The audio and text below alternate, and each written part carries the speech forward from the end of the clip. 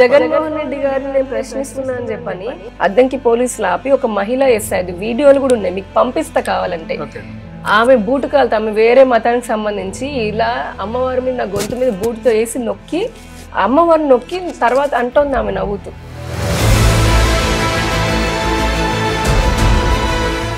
నిన్న నేను లైవ్ పెడితే దానికి ఎన్ని బూతులు వస్తుంటాయి తెలుసా ఇప్పటికి వైసీపీ. నేను మీకు చూపిస్తాను ఒకటి, ఇక్కడే నేను లైవ్ లో అది వినడానికి కూడా బాగోదు.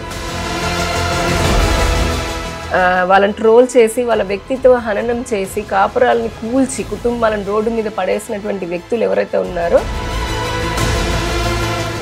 గతంలో మీరు టీడీపీ పార్టీలో రాష్ట్ర అధికార ప్రతినిధిగా ఉండి సడన్గా ఎందుకు బీజేపీ పార్టీలో చేరారు? చంద్రబాబు నాయుడు గారు తెలుగుదేశం పార్టీ కార్యకర్తలను చెప్పుకునే వాళ్ళే విపరీతంగా ట్రోల్స్ చేయడము. నిజంగా బీజేపీ పవన్ కళ్యాణ్ ఒక పావుగా పెట్టి మతాన్ని ఇచ్చేస్తుంటారు. పవన్ కళ్యాణ్ గారేం చిన్నపిల్లడు కాదండి. మనం సాధినేని ఏమని అంటే గతంలో ఒక ఫైర్ బ్రాండ్గా ఉండేవాళ్ళు సడన్గా 19 తర్వాత ఎందుకు డౌన్ఫాల్లోకి వచ్చింది? ఆ రోజున పవన్ కళ్యాణ్ కూడా విమర్శించారు. పవన్ కళ్యాణ్ గారికి నేను అతిపెద్ద ఫ్యాన్ని. గతంలో మీరు పాలసీ పరంగా విమర్శించినటువంటి మీరు ఈ రోజున అదే కూటమిగా ఏర్పడ్డారు. బీజేపీ, టీడీపీ, జనసేన కలిసి ప్రయాణం చేస్తున్నారు. ఈ ట్రావెల్లో ఏమన్నా ఇబ్బందికరమైన అనిపిస్తుంది? ఈ రోజున ఆదానికి సంబంధించి చూస్తే ఇతర దేశ అమెరికాలో ఏదైతే కేసు నమోదైందో ఎందుకు అరెస్ట్ చేయలేదు? అన్ని రకాలుగా ఆదుకుంటామని చెప్పినటువంటి బీజేపీ పార్టీ నరేంద్ర మోడీ గారు ఆంధ్రప్రదేశ్ సంబంధించి విభజన హామీలు ఎంతవరకు అమలు చేశారు? ప్రత్యేక హోదా కానీ, విరాజపట్నం కానీ, రైల్వే జోన్ కానీ. జగన్మోహన్ రెడ్డి గారి విపరీతమైనటువంటి విధ్వంసక, నిరంకుశ అవినీతి. 1924 వరకు జగన్మోహన్ రెడ్డి ఎంపీల్ని మోడీకి తాకట్టు పెట్టడం వల్లే ఆంధ్రాకి అన్యాయం జరిగిందని కూడా 24 ఎన్నికల్లో కూడా ప్రధాన ఆరోపణ చేశారు. ఎవరు చేశారు? టీడీపీ వాళ్ళు చేశారు. ఈ మీరు చేస్తున్నటువంటి సూపర్ 6 పథకాలకు సంబంధించి పథకాల గురించి ప్రశ్నిస్తే అక్రమ కేసులు పెట్టట్లేదు, పథకాల గురించి అరెస్టులు చేయట్లేదా? కాదండి, మీరు కూడా వైసీపీ వాళ్ళగా మాట్లాడకండి. S4 మీడియా అనేది ఏ పార్టీకి సంబంధించి కాదు. ఏం మంచి చేశారు? ప్రజలను నట్టేట ఈ సూపర్ 6 పేరుతో మోసం చేశారని చెప్పి ప్రతిపక్షం చెప్పింది. ఎంతసేపటికి ఎదురుదాడి. ఆంధ్రప్రదేశ్ లాస్ట్ 5 years అని కొడితే కరప్షన్ నెంబర్ 1, అదే డ్రగ్స్ లో నెంబర్ 1, కల్తీ లిక్కర్ లో నెంబర్ 1. నీ సొంత చెల్లె ఈ రోజున అంటుంది, నీ తల్లే బాధపడుతుంది. ఎందుకయ్యా ఇంకా కూడా నాటకాలు? వాళ్ళ ప్లాన్ ఇప్పటికైనా చెప్పమానండి జగన్మోహన్ రెడ్డి గారిని. నేను S4 ద్వారా అడుగుతున్నాను. Welcome to S4 media. నేను మీ రాజ్కమాల్ బడిపాటి. ఈరోజు మనతో ఉన్నారు బీజేపీ పార్టీ రాష్ట్ర అధికార ప్రతినిధి సామినేని యామిని శర్మ గారు ఉన్నారు. నమస్తే మేడం. నమస్తే అండి. మేడం ఎలా ఉన్నారు? బాగున్నాను, మీరు ఎలా ఉన్నారు? బాగున్నాం మేడం. గతంలో మీరు టీడీపీ పార్టీలో రాష్ట్ర అధికార ప్రతినిధిగా ఉండి సడన్గా ఎందుకు బీజేపీ పార్టీలో చేరారు? అంటే తెలుగుదేశం పార్టీలో నేను రాజకీయాలకి రావడానికి ముందు నుంచి కూడా, ఇంకా చెప్పాలంటే 2013లో కూడా ఎన్డీఏ అలయన్స్, అప్పుడు 14లో ఎన్డీఏ అలయన్స్కి వచ్చింది అనుకోండి. అటు కేంద్రంలో నరేంద్ర మోదీ గారు ప్రధానమంత్రి అవ్వాలని చెప్పని, ఇటు రాష్ట్రంలో అప్పుడే విభజించబడినటువంటి రాష్ట్రం 2014లో. సో ఆ రాష్ట్రంలో మంచి పరిపాలన ఉంటే బాగుంటుంది అనుకొని మేము ఇండస్ట్రియలిస్టులు అందరం కలిపి ఒక బస్సు యాత్ర చేయడం జరిగింది. అప్పటికి నేను పార్టీతోటి లేను, కానీ అటు హైదరాబాద్లో ఉన్నప్పుడు అలా బీజేపీకి, ఇక్కడేమో తెలుగుదేశం పార్టీకి విస్తృతంగా ఒక నెల రోజులు మేము పనిచేయడం జరిగింది. ఆ తర్వాత కూడా అంటే ప్రభుత్వం ఏర్పాటు చేసిన తర్వాత కూడా కొత్త ప్రభుత్వము మంచి ఇండస్ట్రియల్ పాలసీలు తీసుకుని వస్తుంది అని చెప్పని అటు ఎన్ఆర్ఐలకి సలహాలు ఇచ్చడం, అంటే ఇట్లాంటి ప్రభుత్వం చేస్తున్నటువంటి మంచి పనులను ప్రజల్లో తీసుకుని వెళ్ళేటట్టు పని చేశాను అనమాట. అది చూసి చంద్రబాబు నాయుడు గారు ఆయన పార్టీలోకి డైరెక్ట్గా వస్తే బాగుంటుంది అని చెప్పని అన్నారు. అంతకుముందు 2015లో నన్ను ఆంధ్రప్రదేశ్ రాష్ట్ర నైపుణ్యాభివృద్ధి శాఖ APSSDCకి అడ్వైజరీ కమిటీ మెంబర్లా కూడా నియమించారు.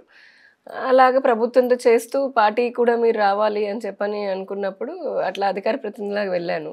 వెళ్ళిన తర్వాత ఎలక్షన్స్ టైము సరే చంద్రబాబు నాయుడు గారు కూడా చాలా మంచి నాకు ప్రోత్సాహాన్ని ఇచ్చారు. నేను కొత్తదాన్ని అయినప్పటికీ చాలామంది సీనియర్లు టీడీపీలో అంతా ఉన్నప్పటికీ చేసాము. ఆ తర్వాత నా వ్యక్తిగత కారణాల వల్ల అట్లానే అప్పట్లో కొద్దిగా సోషల్ మీడియాలో పార్టీలో చాలా యాక్టివ్గా పనిచేశారు, మీడియాలో కూడా చాలా ఫైర్గా మాట్లాడుతూ ఉండేవాడు. పార్టీ పరంగా కూడా సోషల్ మీడియాలో అప్పట్లో కొద్దిగా ఇట్లా బాగా విపరీతంగా ట్రోలింగ్స్ రావడం వల్ల నేను ఇబ్బంది పడి బయటికి రావాల్సి వచ్చింది. పార్టీలో ఏమైనా ప్రాబ్లం అయిందంట మీ సోషల్ మీడియాలో ట్రోల్ అవటం వల్ల ఇబ్బంది పడి బయటికి రావడం? పార్టీలో నాకు ఎప్పుడు ప్రాబ్లం కాలేదండి. యాక్చువల్గా చెప్పాలంటే పార్టీలో నన్ను ఎవరు ఏమనలేదు. చంద్రబాబు నాయుడు గారైనా ప్రోత్సాహం ఇచ్చారు. కాకపోతే తెలుగుదేశం పార్టీ కార్యకర్తలను చెప్పుకునే వాళ్ళే విపరీతంగా ట్రోల్స్ చేయడము, ఆ తర్వాత సరే కొద్దిగా మా నాన్నగారు చనిపోవడం అనుకోండి రకరకాల కారణాలు బయటకు వచ్చాను. రాజకీయాల్లోకి రాకూడదు ఇంకా మళ్ళీ అని అనుకున్నాను. మనకు సెట్ అవ్వదేమోలే అని చెప్పని అనుకొని కాస్త గ్యాప్ తీసుకున్నాను. ఈలోపు భారతీయ జనతా పార్టీ అంటే అంతకుముందు నుంచి కూడా బాగా ఇష్టమైన పార్టీ భారతీయ జనతా పార్టీ. అప్పటికి 10 ఏళ్ల నుంచి అంటే 2014 నుంచి నరేంద్ర మోదీ గారు ఆయన ప్రధాని అయిన తర్వాత 5 సంవత్సరాలకి చేసినటువంటి తీసుకున్న కొన్ని సంస్కరణలు కానివ్వండి, నిర్ణయాలు కానీ అవి దేశానికి ముఖ్యంగా హిందూ ధర్మాన్ని బాగా ఆచరిస్తాను కాబట్టి ధర్మానికి సంబంధించిన నిర్ణయాలు నన్ను ఆకట్టుకున్నాయి. సరే భారతీయ జనతా పార్టీ కూడా మా పార్టీలోకి రండి అని చెప్పని వాళ్ళు ఆహ్వానించడము, టైం తీసుకున్నాను యాక్చువల్గా చెప్పాలంటే. అప్పటికి వైసీపీ కూడా నన్ను పార్టీలోకి రమ్మని ప్రెజర్ పెట్టారు. కాకపోతే వైసీపీకి నాకు భావజాలం అసలు కుదరదు కాబట్టి ఇంకా భారతీయ జనతా పార్టీ అయితే కనుక మనం ధర్మానికి కొద్ది దేశానికి సేవ చేయొచ్చు. ఇంకొక మెయిన్ రీజన్ ఏంటంటే రీజనల్ పార్టీస్ తీసుకోండి ఏవైనా సరే, రీజనల్ పార్టీస్లో ఎక్కువ శాతం అంటే ఇప్పుడు బయట వారికి ఇస్తున్నప్పటికీ కూడా అత్యధిక శాతము వంశపారంపర్యంగా వచ్చిన వాళ్ళకి ఇస్తుంటారు. అదే చెప్తున్నాను. సో రీజనల్ పార్టీలో నాకు డైరెక్ట్గా అంటే అధికార ప్రతినిధి ఇచ్చారు. మామూలుగా అసలు సహజంగా పార్టీలకు ఉన్న భేదం చెప్పాలి అంటే కనుక ఇప్పుడు రీజనల్ పార్టీస్లో ఎక్కువగా ఏంటంటే ఎప్పటి నుంచి 30 ఏళ్ళ నుంచి అట్లా ఒక రాజకీయ నాయకుడు ఉన్నాడు అనుకోండి, ఆ తర్వాత మళ్ళీ వాళ్ళ కొడుకనో కోడలకనో కూతురుకనో మళ్ళీ అలా వారసత్వంగానే ఇస్తూ ఉంటారు. బయట వాళ్ళకి ఛాన్సెస్ చాలా తక్కువ ఉంటాయి. కానీ భారతీయ జనతా పార్టీ మీరు చూస్తే నరేంద్ర మోదీ గారి దగ్గర నుంచి కూడా ఇప్పుడు రాష్ట్రపతి ద్రౌపది ముర్ము గారిని చూడండి, నరేంద్ర మోదీ గారిని చూడండి, చాలా రాష్ట్రాల ముఖ్యమంత్రులను చూడండి, ఒడిశా లాంటివి ఏవైనా సరే ఎక్కడ మనకి దాదాపుగా అంటే అత్యధిక శాతం ఈ వంశపారంపర్యమనో లేదంటే డబ్బు, అంగబలం, అర్ధబలము ఇట్లాంటివని కాకుండా నిజంగా నిజాయితీగా పనిచేసే వాళ్ళకి అత్యున్నతమైనటువంటి బాధ్యతలు ఇచ్చాయండి. బాధ్యత ఉంటేనే పదవి కోసమని మనం పార్టీలో చేరం, కానీ అవకాశం ఉంటుంది, గుర్తింపు కూడా బాగా లభిస్తుంది. అది భారతీయ జనతా పార్టీలో చూసాను నేను. బీజేపీలోకి ఎందుకు ఎంచుకున్నారు? అదే అంటున్నాను. అందుకని కాంగ్రెస్ పార్టీ కూడా ఉంది. కాంగ్రెస్ మొదటి నుంచి కూడా అంటే నేను మా తాతగారు వాళ్ళు కానివ్వండి ఎవరైనా సరే వారు దేశ విభజన ఎంత దారుణంగా జరిగింది అంటే రాత్రికి రాత్రి మత ప్రాతిపదికన అని చెప్పని కలిసి ఉన్నటువంటి దేశాన్ని నిర్దాక్షిణ్యంగా విడదీయడం వలన, అది కాంగ్రెస్ తమ రాజకీయ స్వార్థం కోసం విడదీయడం వలన వారు అప్పటికి బ్రిటిష్ వాళ్ళకి ఇంకా బానిసత్వంతో ఉండి దేశ స్వాతంత్రం వచ్చిన తర్వాత కూడా ఈ దేశాన్ని బ్రిటిష్ వారికి బానిస దేశంలానే ఉంచాలన్న కోరిక వాళ్ళు అనుకోండి. చాలా స్ట్రాంగ్గా నేను చెప్తున్నాను ఈ పాయింట్. నేను పార్టీషన్ ఆఫ్ ఇండియా అని మీరు కొన్ని పుస్తకాలు చూస్తే దేశ విభజన ఎలా ఉంటాయనేది, మన సోదరులు అంటే ఏదైతే మన దేశంలో ఉన్నటువంటి ముఖ్యంగా హిందువులు రాత్రికి రాత్రి వాళ్ళు అసలు ఏ పాపం చేశారండి? పడుకున్న వాళ్ళని పడుకున్నట్టుగా వచ్చి లక్షలాది మందిని, మహిళల్ని మాన ప్రాణాలు వారి వక్షోజాలను కోసేసి 10ల సంఖ్యలో 100ల సంఖ్యలో మంది సైనిక వాళ్ళు రేపులు చేయడం అనేది, చంపి వారి ముందే వారి భర్తల తలలు నరికి నగ్నంగా ఇలా కొన్ని లక్షలాది మంది మరణానికి కారణమైంది కాంగ్రెస్ పార్టీ. అక్కడితో పోనది ఆగిందానంటే హిందూ ధర్మం ప్రకారంగా చూస్తే నేను అందుకే చెప్తున్నాను, ఒకటి నాకు నా ధర్మం ముఖ్యం అండి. మత ప్రాతిపదికన ఈ దేశాన్ని విభజించారు అని అనుకున్న తర్వాత మరి పాకిస్తాన్ ఇస్లామిక్ కంట్రీ లాగా వాళ్ళు చెప్పేసుకున్నారు. మెజారిటీ అప్పటికి హిందువులు ఉన్న ఈ భారతదేశాన్ని మటుకు ఎందుకు అప్పటికి సెక్యులర్ అనే పదం కూడా లేదు. ఆ తర్వాత ఇందిరాగాంధీ ఎమర్జెన్సీ ఎప్పుడు కావాలని చెప్పని ఇంట్రడ్యూస్ చేస్తున్నారు రాజ్యాంగంలో. అప్పటి వరకు మరి మెజారిటీ హిందూ దేశంగా ఉన్నప్పుడు, ఆల్రెడీ హిందువులకు అంత అన్యాయం జరిగినప్పుడు ఎందుకు హిందూ దేశంగా ప్రకటించలేదు? అది ప్రకటించకపోగా ఎన్నో చట్టాలు, మీరు ఒక వక్ఫ్ చూడండి, 1954లో మొదలుపెట్టిన వక్ఫ్ చట్టం ఏదైతే తీసుకొచ్చిన చట్టం అని ఉందో దానికి 1995 కాంగ్రెస్లోనే అపరిమితమైనటువంటి అంటే సుప్రీంకోర్టు కూడా ఏమీ చేయలేనటువంటి అపరిమితమైనటువంటి అధికారాలు కేవలం అలా ముస్లిం మైనారిటీ అపీస్మెంట్ కోసం అని చెప్పని ఇవ్వడం జరిగింది. ఈ రోజు అందుకనే దాని కారణంగా చూడండి 1400 ఏళ్ళ ఆ హిందూ ఆలయాలని వక్ఫ్ మాదని అంటుంది. అసలు ఆ మతమే పుట్టలేదు. ఇంకా చెప్పాలంటే 1500 కిందట ముందు నుంచి ఉన్నటువంటి గుడిని, దేవాలయాన్ని 1400 ఏళ్ల కిందటే పుట్టినటువంటి మతం. ఇంకా అసలు వక్ఫ్ అయితే 1954, వాళ్ళు ఇచ్చిన 1995లో అపరిమిత చట్టాలు ఇచ్చారు. ఎలా క్లెయిమ్ చేస్తుందండి? అంటే మనిషి పుట్టని వాడిది నాది అన్నట్టుగా. అలానే ఇప్పుడు హైదరాబాద్ లో నేను అక్కడే పుట్టి పెరిగిన దాన్ని, హైదరాబాద్ మల్కాజిగిరి చూడండి, మౌలాలి చూడండి, ఎన్ని ప్లేసెస్ లో కాలనీల్లో తిరుమల నగర్ గాని మావి అని చెప్పని 750 ఎకరాలు క్లెయిమ్ చేశారు. అంటే ఇంత అధికారం కాంగ్రెస్ కేవలం మైనార్టీ అపీస్మెంట్ కని ఇచ్చింది. ఇది మాత్రమేనా అంటే ప్లేసెస్ ఆఫ్ వర్షిప్ అని చెప్పని మనకు తెలుసు. 1900 ఇది కూడా అంతే. అప్పుడు శోభాయాత్ర అని చెప్పని అయోధ్యకు సంబంధించి హిందువులందరూ సంఘటితం అవుతున్నారు, ఐక్యం అవుతున్నారు అని అనుకున్న దశలో సడన్ గా ప్లేసెస్ ఆఫ్ వర్షిప్ అని తీసుకొచ్చింది. అంటే అప్పటి వరకు మనకు తెలిసింది కదా, వేల సంవత్సరాల దేవాలయాలన్నింటినీ మొఘల్స్ వాళ్ళు వచ్చి ధ్వంసం చేశారు, కొల్లగొట్టుకుపోయారు. కానీ కాంగ్రెస్ 6 దశాబ్దాలు పాలన ఉన్న తర్వాత మొన్న 2014 ముందు వరకు కూడా దాదాపు ఒక 5 ఏళ్ళు మినహాయిస్తే కాంగ్రెసే ఉంది. ఏ రోజైనా ఏ ఒక్క హిందూ దేవాలయానైనా, వేల సంవత్సరాల చరిత్ర ఉన్నది, ఇది హిందూ ఆత్మ అంటే సనాతన ధర్మాన్ని కాపాడలేదు, ఇంకా నాశనం చేసిందండి. ఇప్పుడు చెప్పింది, ఇప్పుడు నేను ఊరికే యామిని మాట చెప్పడం కాదు, రాజ్ కమల్ గారు ఏదో దాన్ని ఎండోర్స్ చేయడం కాదు. ఈ భారతదేశపు ఆత్మ ఏంటి? సనాతన ధర్మం. కొన్ని వేల సంవత్సరాల నుంచి మన ఇది, అందుకే దీన్ని కర్మభూమి, యోగ భూమి, వేద భూమి, ధర్మభూమి అని కూడా అన్నారు. ఏదేదో కేవలం ఇప్పుడు బీజేపీ వచ్చి పెట్టిందో, యామిని వచ్చి పెట్టిందో కాదు అది. అలాంటి ధర్మాన్ని, సనాతన ధర్మాన్ని నాశనం చేసినటువంటి వాళ్ళ గురించి పుస్తకాల్లో వాళ్ళని హీరోల్లాగా చేశారు. ఢిల్లీ నుంచి గల్లీ వరకు అన్ని బాబర్ రోడ్డు, అక్బర్ రోడ్డు అని వాళ్ళ పేర్లు పెట్టారు. ఎయిర్పోర్ట్లకి వాళ్ళ పేర్లు పెట్టుకున్నారు, రైల్వే స్టేషన్లకి వాళ్ళ పేరు పెట్టుకున్నారు. కాంగ్రెస్ కి నిజంగా ఈ దేశ ప్రజల పైన, ఈ దేశం ధర్మం పైన అంత ప్రేమ ఉంటే ఎప్పుడో మార్చొచ్చు కదా, అలా చేయలేదు. అదే కాకుండా ఆర్థికంగా కూడా చూడండి, 6.5 దశాబ్దాలు పాలించినటువంటి కాంగ్రెస్ తాత అంటే నెహ్రూ పేరు, ఇందిరాగాంధీ పేరు, రాజీవ్ గాంధీ పేర్లు పెట్టుకున్నారు తప్పితే ఎక్కడ ఈ దేశంలో పేదరికాన్ని నిర్మూలించారు పూర్తిగా? ఎందుకు? భారతదేశంలో యువశక్తి అప్పుడు ఉంది, ఇప్పుడు కూడా ఉంది. మరి ఎందుకు ఈ దేశం డెవలప్ అవ్వలేదు? మరుగుదొడ్లు 2014 వరకు కూడా కనీసం ఆడవారికి మరుగుదొడ్లు లేనటువంటి పరిస్థితి, 18,000 గ్రామాల్లో కరెంటు లేనటువంటి పరిస్థితి, రోడ్లు సరైనటువంటి రోడ్లు లేనటువంటి పరిస్థితి, మన రాష్ట్రంలో చూసాం రైల్వే లైన్లు లేనటువంటి పరిస్థితి. ఇదంతా దేనికి? అంత దేశాన్ని విచ్ఛిన్నం ఇప్పటికి అసలు అదంతా చరిత్రని పక్కన పెడితే ఈ రోజుకి చూడండి, మహారాష్ట్ర మొన్న ఎన్నికల్లో ఓపెన్ గా రాహుల్ గాంధీ కాంగ్రెస్ వాళ్ళు ఏం చెప్తున్నారంటే, ప్రతి ఎన్నికల్లో జార్ఖండ్ చూడండి, హర్యానా చూడండి, ఈ దేశాన్ని విచ్ఛిన్నం చేయాలి, కులాల గజనం అంటే కులగణనం తీసుకొచ్చి విభజించి విచ్ఛిన్నం చేయడం అనేది 2 ముక్కలు చేశారు. 3 ముక్కలు చేద్దాం అనుకున్నారు బెంగాల్ని కూడా, అదృష్టవశాత్తు అవ్వలేదు అది. కానీ ఈ దేశంలోకి చొరబాటుదారుల్ని, అలానే యాంటీ నేషనల్స్ ఎవరైతే ఈ దేశాన్ని విచ్ఛిన్నం చేయాలని చూసుకునే శక్తులతోటి ఈ రోజుకి రాహుల్ గాంధీ అమెరికా పోయి వాళ్ళతో కూర్చొని పార్టీ చేసుకొని మాట్లాడుతుంటాడు. అంటే ఇదే, అందుకే కదా మొన్న అమెరికన్ పేపర్ కూడా అడిగింది, రాహుల్ గాంధీ అసలు ఈ దేశాన్ని పుట్టినవాడేనా అని అడిగింది. అంటే ఈ దేశం భారతీయుడేనా అని అడిగింది. ఎంతకంటే దౌర్భాగ్యమే. ఇంకా అలాంటి పార్టీలోనండి మేము చేరాలంటే ఎవరు, నేనే కదా నాకు తెలిసి ఎవరు దేశం పట్ల ప్రేమ ఉన్న వాళ్ళు, ధర్మం పట్ల ప్రేమ ఉన్న వాళ్ళు ఎవరు చేరాలని అనుకోరు. సాధినేని యామిని అంటే గతంలో ఒక ఫైర్ బ్రాండ్ గా ఉండేవాళ్ళు. 2014 నుంచి 19 వరకు కూడా ఏ సోషల్ మీడియా చూసినా ట్రెండింగ్ అంతా మీదే నడిచింది. సడన్గా 19 తర్వాత ఎందుకు సైలెంట్ అయ్యారు? ఈ మధ్యలో ఏమన్నా ఎందువల్ల గ్యాప్ అయిందంటారు? గ్యాప్ ఏమీ లేదు. పొలిటికల్గా కూడా చూస్తే చాలా ఫైర్గా ఉండేవాళ్ళు, డిబేట్లో కానీ మీడియా పరంగా కానీ పార్టీ పరంగా మీకు ఇచ్చేటువంటి పదవిని కూడా చాలా ఫుల్ఫిల్ చేశారు అధికార ప్రతినిధికి. ఎందుకు మళ్ళీ ఒకేసారి డౌన్ఫాల్లోకి వచ్చింది? లేదు, నేను తెలుగుదేశం పార్టీలో అధికార ప్రతినిధిలాగా ఉన్నప్పుడు ఒక అధికార ప్రతినిధిలాగా, అంటే పార్టీ ప్రతినిధిలాగా తెలుగుదేశం పార్టీ పైన కానీ అప్పుడు ఉన్నటువంటి మా పార్టీ నాయకుడి పైన కానీ ఎవరైనా సరే విమర్శలు చేస్తే ప్రతి విమర్శలు చేయడము, ఘాటుగా ధీటుగా సమాధానం చెప్పడం అనేది అది నా బాధ్యత. అంతేగా నాకు వేరే ఎవరిపైనో నేను అంటున్నాను. పవన్ కళ్యాణ్ కూడా విమర్శించారు. అదే చెప్తున్నాను అంటే అప్పుడు నా పార్టీ ఉన్నటువంటి, నా పార్టీ తీసుకున్న స్టాండ్ ప్రకారంగా కొన్ని సార్లు విమర్శలు అలా ఘాటుగా ప్రతిస్పందిస్తూ ఉంటాం. అంతేకాని చాలా సందర్భాలు కూడా చెప్పాను, పవన్ కళ్యాణ్ గారికి నేను అతిపెద్ద ఫ్యాన్ ని చిన్నప్పటి నుంచి కూడా. సో అక్కడ ఏంటంటే నేను ఒక పార్టీలో ఉన్నాను, నా పని నేను చేశాను. అది దాన్ని సంబంధించి నాకేం వాడితే వ్యక్తిగతంగా ద్వేషము, స్నేహము వేరే ఏం ఉండదు కదా, నాకేం సంబంధం అండి మిగతా వాటితోటి.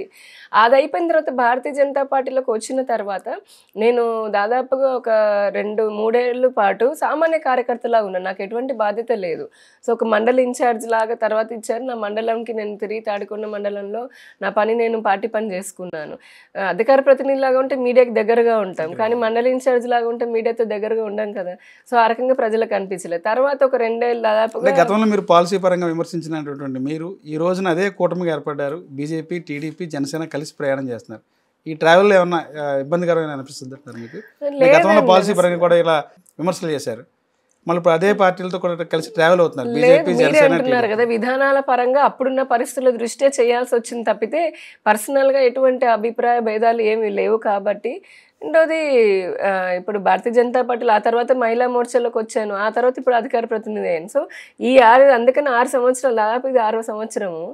ఈ 6 సంవత్సరాల్లో వివిధ బాధ్యతల్లో పార్టీ ఇచ్చినటువంటి చేసుకుంటూ వచ్చాను. ఇప్పుడు కూటమి జత కట్టింది ఎలక్షన్స్కి ముందు. ఎందుకనంటే జగన్మోహన్ రెడ్డి గారి విపరీతమైనటువంటి విధ్వంసక నిరంకుశ అవినీతి, ఇంకా ఒకటే ఉంటే ఆయనకి చెప్పాలంటే A to Z అన్నట్టుగా ఆల్ఫాబెట్స్ అని చెప్పినా సరిపోవేమో. తెలుగు అక్షరాలు 56 అక్షరాలకు చెప్పొచ్చు ఆయన పైన వర్ణమాల. 30 ఏళ్లలో జరిగినటువంటి అభివృద్ధి 5 సంవత్సరాలు పనిచేసామని చెప్పి కూడా చేసామని చెప్పి జగన్ చెప్తారు, మీరేం మొత్తం అవినీతి ఆరోపణలు అని చెప్పి చెప్తున్నారు, ఏడు నుంచి అడ్డు వరకు అంటున్నారు. అంటే జగన్ గారు నిజంగా అంత చేసి ఉండుంటే గనక ప్రజలు ఈ రోజున ఆయన చెప్పుకుని ఉంటే ప్రజలు చాలా ఆదరించే వాళ్ళు కదా, మరీ 11 సీట్లకైతే కూర్చోపెట్టే వాళ్ళు కాదు కదా. రెండోది ఆయన సొంత పార్టీ వాళ్ళే ఇప్పుడు ఆయన మాట నమ్మే పరిస్థితి లేదు కదా. అంటే ఒక వ్యక్తి సరే నేను చేశాను అనుకున్నప్పుడు నేను చేశాను అని నేను ఫీల్ అయితే సరిపోదు, అవతల లబ్ధి పొందినటువంటి వాళ్ళు అది ఫీల్ అవ్వాలి, అది ప్రజలు ఫీల్ అవ్వాలి కదా. ప్రజలు ఫీల్ అవ్వలేదు అది. ఇప్పుడు ఆయన అనుకున్నాడు నేను మంచి చేసేస్తున్నాను, నేనే బాగా చేస్తున్నాను అనుకున్నాడు. నేను అనుకుంటాను నేను మాట్లాడేదంత మంచి, నేను చేసేంత మంచి అని, కానీ అది అవతల వాళ్ళకి అనిపించాలి కదా. సో ఆ విధంగా ఆయన చేసినటువంటి దౌర్భాగ్యమైన పాలన ఏదైతే ఉందో ఆ పాలనతో రాష్ట్రం చాలా వెనక్కి వెళ్ళిపోయింది. అసలే విభజించబడి 10 సంవత్సరాలు కాలేదు. ఇంకా ఇటువంటి వ్యక్తుల చేతిలో రాష్ట్రం ఉంటే రాష్ట్రం ఇంకెప్పటికీ ముందుకు వెళ్ళలేదని అనుకుని అటు భారతీయ జనతా పార్టీ, ఇటు తెలుగుదేశం పార్టీ, జనసేన రాష్ట్ర ప్రజల కోసము, రాష్ట్ర అభివృద్ధి కోసం అని చెప్పని మిగతావన్నీ అభిప్రాయ భేదాలన్నీ పక్కన పెట్టి, ఎందుకంటే మా 3 పార్టీలకి రాష్ట్ర ప్రజలకి దేశ ప్రజలకు సేవ చేయడం అనేది మా లక్ష్యంగా పెట్టుకున్నాం కాబట్టి అన్నీ వదిలేసి ఎలక్షన్లోకి వెళ్ళాము. మా మాట ఏదైతే వికసిత భారత్, వికసిత ఆంధ్రప్రదేశ్ అన్నామో అది ప్రజలు కూడా ఆదరించారు. అందుకే కేంద్రంలో నరేంద్ర మోదీ గారి నాయకత్వం పైన ఈ రోజున కేవలం దేశ ప్రజలే కాదు, మీరు ప్రపంచం చూడండి, ఒక ప్రపంచ ఏమంటారు అధినేతనేమో బాస్ అని అంటారు, ఇంకొక దేశాధ్యక్షుడు వచ్చి కాళ్ళకి దండం పెడతారు, ఇంకొకళ్ళు యువర్ ద బాస్ అంటే మీరే చాలా బాగా చేస్తున్నారు అని చెప్పని అలా ఒకరని కాదు, ప్రపంచం అంతా కూడా ఈ రోజున భారతదేశాన్ని ఒక శక్తివంతమైన దేశంలో చూడడానికి ఆయన చేసినటువంటి నాయకత్వం ఏదైతే ఉందో అటు కేంద్రంలో ప్రజలు మాకు 3వసారి మళ్ళీ భారతీయ జనతా పార్టీ ఎన్డీకి కూటమికి పెట్టారు, అధికారాన్ని ఇచ్చారు. రాష్ట్రంలో కూడా అత్యధికమైన 164 సీట్లతోటి ఆర్థిక ఉగ్రవాదులకి బీజేపీ కొమ్ము కాస్తుంది, వాళ్ళకి ఒక రక్షణ కవచంలాగా ఉంటుందని చెప్పి కాంగ్రెస్ చెప్తారు, షర్మిలా గారు చెప్తారు. దానిలో భాగంగా ఈ రోజున ఆదాని కేసు సంబంధించి చూస్తే ఇతర దేశ అమెరికాలో ఏదైతే కేసు నమోదైందో ఎందుకు అరెస్ట్ చేయలేదు, ఎందుకు ఆదాని మీద చర్యలు తీసుకోవట్లేదు నరేంద్ర మోడీ అనేది ప్రధానమైన ఆరోపణ. ఏం చెప్తారు? అసలు కాంగ్రెస్ నాయకులకి మించి అతిపెద్ద ఆర్థిక ఉగ్రవాదులు ఈ ప్రపంచంలో ఎవరు ఉండరండి. ఇందాకే చెప్పుకున్నాం కదా, ఈ దేశం సొత్తుని ఈ దేశాన్ని అప్పనంగా ఇప్పుడు చైనాకి భూభాగం వెళ్ళినటువంటి భూభాగం చూసుకోండి, లేదంటే మన భారతదేశం చుట్టూ ఆక్రమించినటువంటి భూభాగం చూసుకోండి, ఎవరు సొమ్మని చెప్పని అట్లా దారదత్తం చేశారు. అదంతా జరిగింది కాంగ్రెస్ హయాంలో కాదా? ఎవరి సొమ్మని చెప్పారంటే ఈ దేశాన్ని అన్ని రకాలుగా ఆర్థికంగా కూడా దెబ్బతీయాలని చెప్పని చైనాకి కూడా వాళ్ళు ప్రత్యక్షంగా పరోక్షంగా హెల్ప్ చేస్తూ వచ్చింది వాళ్ళు కాదా? నిజంగా అదే జరిగి ఉండకపోతే భారతదేశం ఇప్పుడు ఉన్నటువంటి 5వ ఆర్థిక అతిపెద్ద వ్యవస్థ లాగా ఎప్పుడో అయ్యి ఉండేది. అలా కాకుండా రాజకీయ లబ్ధి కోసం ఒక కుటుంబం మాత్రమే అధికారంలో ఉండడం కోసమని ప్రతి వ్యవస్థలోనూ, ఇంకా కాంగ్రెస్ స్కాములు చెప్పాలంటే ఇందాకలో A to Z అన్నట్టుగా ప్రతి దాంట్లోనూ వాళ్ళు స్కాములు చేసి లక్షల కోట్లు ఆ కుటుంబం సంపాదించుకున్నది చాలక ఇంకా కూడా ఇప్పుడు తపన కొద్దీ భారతీయ జనతా పార్టీని అంటున్నారా? గడిచిన 10 సంవత్సరాల్లో నరేంద్ర మోదీ గారు 18,000 గ్రామాలకి కరెంటునిచ్చారు. కరెంటు లేనటువంటి ఉదాహరణ చెప్తున్నా, సంక్షేమం అభివృద్ధి ఒక నిమిషంలో చెప్పాలనంటే ఈ రోజున రోడ్డు చూడండి, రోడ్ ఇన్ఫ్రాస్ట్రక్చర్ ఏ విధంగా పెరిగింది, తద్వారా స్థానిక ఉపాధి ఏ విధంగా పెరిగింది, రైల్ ఇన్ఫ్రాస్ట్రక్చర్ ఏ విధంగా పెరిగింది, స్పేస్ రంగంలో కానీ, అంతరిక్ష రంగంలో కానీ, డిఫెన్స్ రంగంలో కానీ, MSME రంగంలో కానీ, మీరు వ్యవసాయ రంగంలో కానీ, ఏ రంగం తీసుకున్న ఎక్స్పోర్ట్ రంగంలో కానీ భారతదేశం ఈ రోజున నెంబర్ 1 అంటే లాజిస్టిక్ దాంట్లో, సప్లై చైన్ దాంట్లో నెంబర్ 1గా ఎదగాలని ముందుకు వడివడిగా అడుగులేస్తుంది. ఈ రోజున ఎంతో మందికి ఉపాధి దొరికింది. ఎందుకు? మేము కట్టే మౌలిక ప్రాజెక్టుల వల్ల కొన్ని కోట్లాది మందికి ఉపాధి దొరుకుతోంది, దేశ GDP పెరిగింది. అలానే ఒకప్పుడు అత్యంత 5 ప్రమాదకరపు దేశాల్లో ఉన్నటువంటి భారత్ ఈ రోజున విదేశీ నిల్వలు ఉన్నటువంటి 4వ దేశం లాగా ఉన్నది. అది త్వరలో అది ఇంకా ముందుకు వెళ్తుంది. ఇదంతా నిజంగానే వాళ్ళు చెప్తున్నట్టుగా మోదీ గారు ఎవరికి కొమ్ము కాస్ట్ అయ్యేదా? కాదు. ఎన్ని సంస్కరణలు తీసుకొని వచ్చాము మేము. ఒక జిఎస్టి కానివ్వండి, లేదంటే డిమానిటైజేషన్ కానివ్వండి, ఇప్పుడు యూపీఐ రెవల్యూషన్, ప్రపంచ అడ్వాన్స్డ్ దేశాలే యూపీఐని చూసి మేము కూడా చేస్తాము అని చెప్పని అంటున్నారు. అంటే భారత్ ఇంత పురోగతి సాధిస్తుంది. ఇకపోతే ప్రధానమంత్రి గారు మీరు చూసారు, ప్రతిసారి ఆయన ప్రధాని అయిన తర్వాత ఎన్నోసార్లు విజయ్ మాల్యాని లేదంటే నీరవ్ మోడీ ఇలాంటి వాళ్ళని భారతదేశానికి అప్పగించమని అడిగారు. నిన్న కూడా G20లో అడిగారు. మేము ఎవరిని వదిలిపెట్టే ప్రసక్తి లేదు. ఇలానే కాంగ్రెస్ వాళ్ళు ఎన్నోసార్లు ఈ దేశాన్ని అభివృద్ధిని చూసి బీజేపీ పదే పదే చెప్పుద్ది, ఆర్థికంగా ఎవరైతే నేరస్తులు ఉన్నారో వారందరినీ కఠిన చర్యలు తీసుకుంటాం, అరెస్టులు చేస్తా ఉన్నారు. అంటే వాళ్ళు దేశాన్ని జగన్మోహన్ రెడ్డి మీద కేసులు అయితే ఉన్నాయి. ఆ రోజున జగన్ తో ట్రావెల్ చేశారు, ఈ రోజున బీజేపీ టీడీపీతో ఉన్నారు. రెండు పార్టీలని కాపాడేది మోడీ గారు అంటారు. ప్రధానమంత్రికే గనక డైరెక్ట్ ఒక ముఖ్యమంత్రిని తీసుకొచ్చి అరెస్ట్ చేసి లేదంటే తీర్పు ఇచ్చేటటువంటి ఉంటే ఈ పార్టీకి రాహుల్ గాంధీ, ఈ మాట్లాడేటటువంటి సోనియా గాంధీ వీళ్ళెవరు బయట ఉండేవాళ్ళు కాదేమో. అది చేయాల్సిన పని మోడీ కాపాడుతాను అనేది నేను అదే చెప్తాను. ఆవిడ చెప్తున్నాను అసలు ఆ పార్టీ వాళ్ళే పెద్ద ఆస్తులు. ఇప్పుడు షర్మిల గారు కానీ లేదంటే ఇప్పుడు జగన్మోహన్ రెడ్డి వాళ్ళన్న కుటుంబ సభ్యులే ఈడిలో ఆస్తుల విషయం వచ్చి తగాదా పడి లేదంటే ఎంత దోచుకున్నారో ఎంత దాచుకున్నారో కూడా తెలియనటువంటి పరిస్థితి ఉంది. అలాంటి వాళ్ళు మాట్లాడుతున్నారా? లేదా కాంగ్రెస్ పార్టీ ఇంతకు ముందు నేను చెప్పినట్టుగా ఆ కాంగ్రెస్ పార్టీ రిప్రజెంటేటివ్ గా ఉన్నటువంటి ఈవిడ మాట్లాడే మాటలకి శాంక్టిటీ అనేది ఉండనే ఉండదు. ఎందుకంటే గురుగింద తన నలుపు తిరిగేదని చెప్పన్నట్టుగా ఈ దేశాన్ని అన్ని రంగాల్లో అన్ని విధాలుగా భ్రష్టు పట్టించినటువంటి కాంగ్రెస్ బీజేపీని కానీ ముఖ్యంగా నరేంద్ర మోదీ గారిని అనేటటువంటి నైతిక హక్కు కూడా వాళ్ళకి లేదు. భారతీయ జనతా పార్టీ మీరు చూడండి, లిక్కర్ స్కామ్ లో కానీ లేదంటే ఇంకా ముఖ్యమంత్రుల పైన కూడా అంటే స్వతంత్ర సంస్థలైనటువంటి ఈడీ కానీ సిబిఐ కానీ లేదా జ్యుడిషియరీ సిస్టమ్ కోర్టుల్లో ఉన్నప్పుడు వాళ్ళని ఇన్ఫ్లుయెన్స్ చేసేంత కాంగ్రెస్ లాంటి బుద్ధి బీజేపీకి లేదు. అందుకనే వాళ్ళు కోర్టు పరిధిలో ఉందనుకోండి వాళ్ళు తీసుకుంటున్నారు నిర్ణయం. ఎవరు చేసింది కాంగ్రెస్. అసలు కాంగ్రెస్ పాలించిన సమయంలో మీరు ఈడీ లేదా సిబిఐ అనేవి బతికున్నాయా అన్నది కూడా ఎవరికి తెలిసేది కాదు కదా. ఎందుకంటే ఆ వ్యవస్థ లేదు, అంతా మోనోపాలి. హైకమాండ్ అలా హైకమాండ్ అలా పెట్టుంటే ఇలా మాట్లాడడానికి బయట ఉండేవాళ్ళు కాదని నేను చెప్తున్నాను. ఈ రోజున అలా పెట్టుంటే రాహుల్ గాంధీ బయట ఉండేవారా, లేకపోతే సోనియా గాంధీ బయట ఉండేదా, లేదంటే కనుక ఇంకా ఎవరెవరు మమతా బెనర్జీ బయట ఉండేదా? మేము ఎప్పుడు రాజకీయ కక్షలకి ఎప్పుడు చూడలేదు. కాకపోతే ఈడీకి సిబిఐ ఇటువంటి స్వతంత్ర సంస్థలకి వాటి స్వేచ్ఛ వాటికి ఇచ్చాము. సాక్షుల్ని ఇప్పుడు జగన్మోహన్ రెడ్డి గారు ఉన్నారు, సిబిఐ వెళ్ళినప్పుడు వైఎస్ వివేకానంద రెడ్డి గారి హత్య కేసులో సిబిఐ వాళ్ళపైన దాడులు చేయించి లోకల్గా ఉన్న పోలీసులతో చేసి కొన్ని రోజులు డిలే అయ్యేటట్టుగా చేసుకున్నారు. కానీ ఆలస్యమైన న్యాయం అయితే జరుగుతుంది కదా. కోర్టు పరిధిలో ఉన్నటువంటివి జ్యుడిషియరీ సిస్టమ్ తప్పకుండా ఒక రోజు అటు ఇటు అయినా, ఎందుకంటే జ్యుడిషియల్ సిస్టమ్ లో కూడా 150 సంవత్సరాల నుంచి ఉన్నటువంటి పాత చింతకాయ పచ్చడి పద్ధతిలో ఉంటే అవి కూడా మార్చాం మేము. ఇంకా చెప్పాలంటే 150 సంవత్సరాల బ్రిటిష్ చట్టాలను కూడా మార్చింది భారతీయ న్యాయ సంహిత అని. అందులో ముఖ్యంగా మహిళలకి చిన్నపిల్లలకి న్యాయం జరగాలి, త్వరితగతిన జరగాలనేది కూడా మేము మార్చాం. అలానే న్యూ ఎడ్యుకేషన్ పాలసీ తీసుకోండి. ఇందాకే చెప్పినట్టుగా ఈ దేశాన్ని పట్టి పీడించి ఈ దేశాన్ని దోచుకున్నటువంటి బ్రిటిష్ వాళ్ళు ఆ మెకాలే రాసినటువంటి తీసుకొచ్చిన విద్యా విధానాన్ని ఎందుకు కాంగ్రెస్ 6 దశాబ్దాల తర్వాత కూడా దాన్ని ముంచింది? దాంట్లో ఇప్పటికీ దేశద్రోహులైనటువంటి బాబరు, అక్బర్ ఇలాంటి వాళ్ళ నుంచి వాళ్ళని హీరోలు ఎందుకు చేసింది? మన దేశపు ఉన్నటువంటి హిందూ రాజులు ఎవరైతే ఉన్నారో మన దేశాన్ని కాపాడినటువంటి ఒక్క రాజు పేరు చెప్పండి. ఒక రోడ్డుకు పెట్టారా, ఒక భవనానికి పెట్టారా? దీన్ని బట్టి మీకు అర్థం కావట్లేదా అదే కాంగ్రెస్ పార్టీకి ఎంత ప్రేమ ఉందని? మేము ఈ 10 సంవత్సరాల్లో 30 సంవత్సరాల నుంచి మార్పులు చేయనటువంటి ఈ ఎడ్యుకేషన్ పాలసీని మార్చాం. ఎందుకు? ప్రపంచము చాలా తొందరగా గ్లోబలైజేషన్ అవుతుంది, ఆర్టిఫిషియల్ ఇంటెలిజెన్స్ వచ్చాయి, భారత యువశక్తి కూడా టెక్నాలజీతో ముందుకు వెళ్ళాలి అని, స్వతంత్రత రావాలి చదువులో అని చాలా సంస్కరణలు తీసుకొని వచ్చాము. న్యాయ సంహితలో తీసుకొని వచ్చాము, న్యాయ శాస్త్రాల చట్టాలలో. అలాగే చాలా వాటిల్లో ఒకటొకటి అంటే దశాబ్దాల నుంచి పేరుకుపోయినటువంటి చెత్తని తీసేయడము రాత్రి సాధ్యం కాదు. అయినప్పటికీ ఎంతో కృషి చేస్తూ మొండిగా పట్టుదలతో కాశ్మీర్ 370 ఆర్టికల్ తీసుకోండి, ఎంత ఇబ్బందికరమైనటువంటి పరిస్థితులు అక్కడ ఉండేవి ఈ దేశం మొత్తంలో. అలాంటిది చాలా సామరస్యంగా అది పరిష్కరించాం. అయోధ్య రామ మందిర్ కూడా దేశం తగలబడిపోతుందని పుట్టించారు. వీళ్ళంతా పుట్టించడమే అంటే భయభ్రాంతులకు గురి చేసి ఈ దేశ ప్రజలను ఎప్పుడు భయానికి బానిసల్లాగానే ఉంచారు. మేము ఈ రోజున మహిళలకి, రైతులకి మా నరేంద్ర మోదీ గారు అనుకున్న మొదటి నుంచి చెప్తున్న ఒకటే, మహిళలు, రైతులు, యువకులు, శ్రామికులు ఈ నాలుగు పిల్లర్లు ఈ దేశ అభివృద్ధికి. వారిని అన్ని విధాలుగా అభివృద్ధి చేస్తేనే ఈ దేశం బాగుపడుతుందని. రాష్ట్రాన్ని అన్ని రకాలుగా ఆదుకుంటామని చెప్పినటువంటి బీజేపీ పార్టీ నరేంద్ర మోడీ గారు ఈ మూడు టర్మ్లో కూడా ఇప్పుడు మూడో టర్మ్ ప్రధానమంత్రిగా 3 టర్మ్ అధికారంకి వచ్చారు. ఆంధ్రప్రదేశ్ సంబంధించి విభజన హామీలు ఎంతవరకు అమలు చేశారు? ప్రత్యేక హోదా కానీ, గుజరాత్పట్నం కానీ, రైల్వే జోన్ కానీ, ఈ రకంగా చూసుకుంటే విభజన హామీలు ఎంతవరకు అమలు చేశారు? విభజన హామీలు అన్ని పూర్తిగా ఏదో ఒక సంవత్సరంలోనో 2 సంవత్సరాల్లోనో అమలు చేసేటటువంటి హామీలు కూడా కావు. 15 సంవత్సరాలు కూడా 10 కదా, అదే నేను చెప్తున్నాను. మీరు అడిగారు, నేను చెప్పాలి కదా దానికి.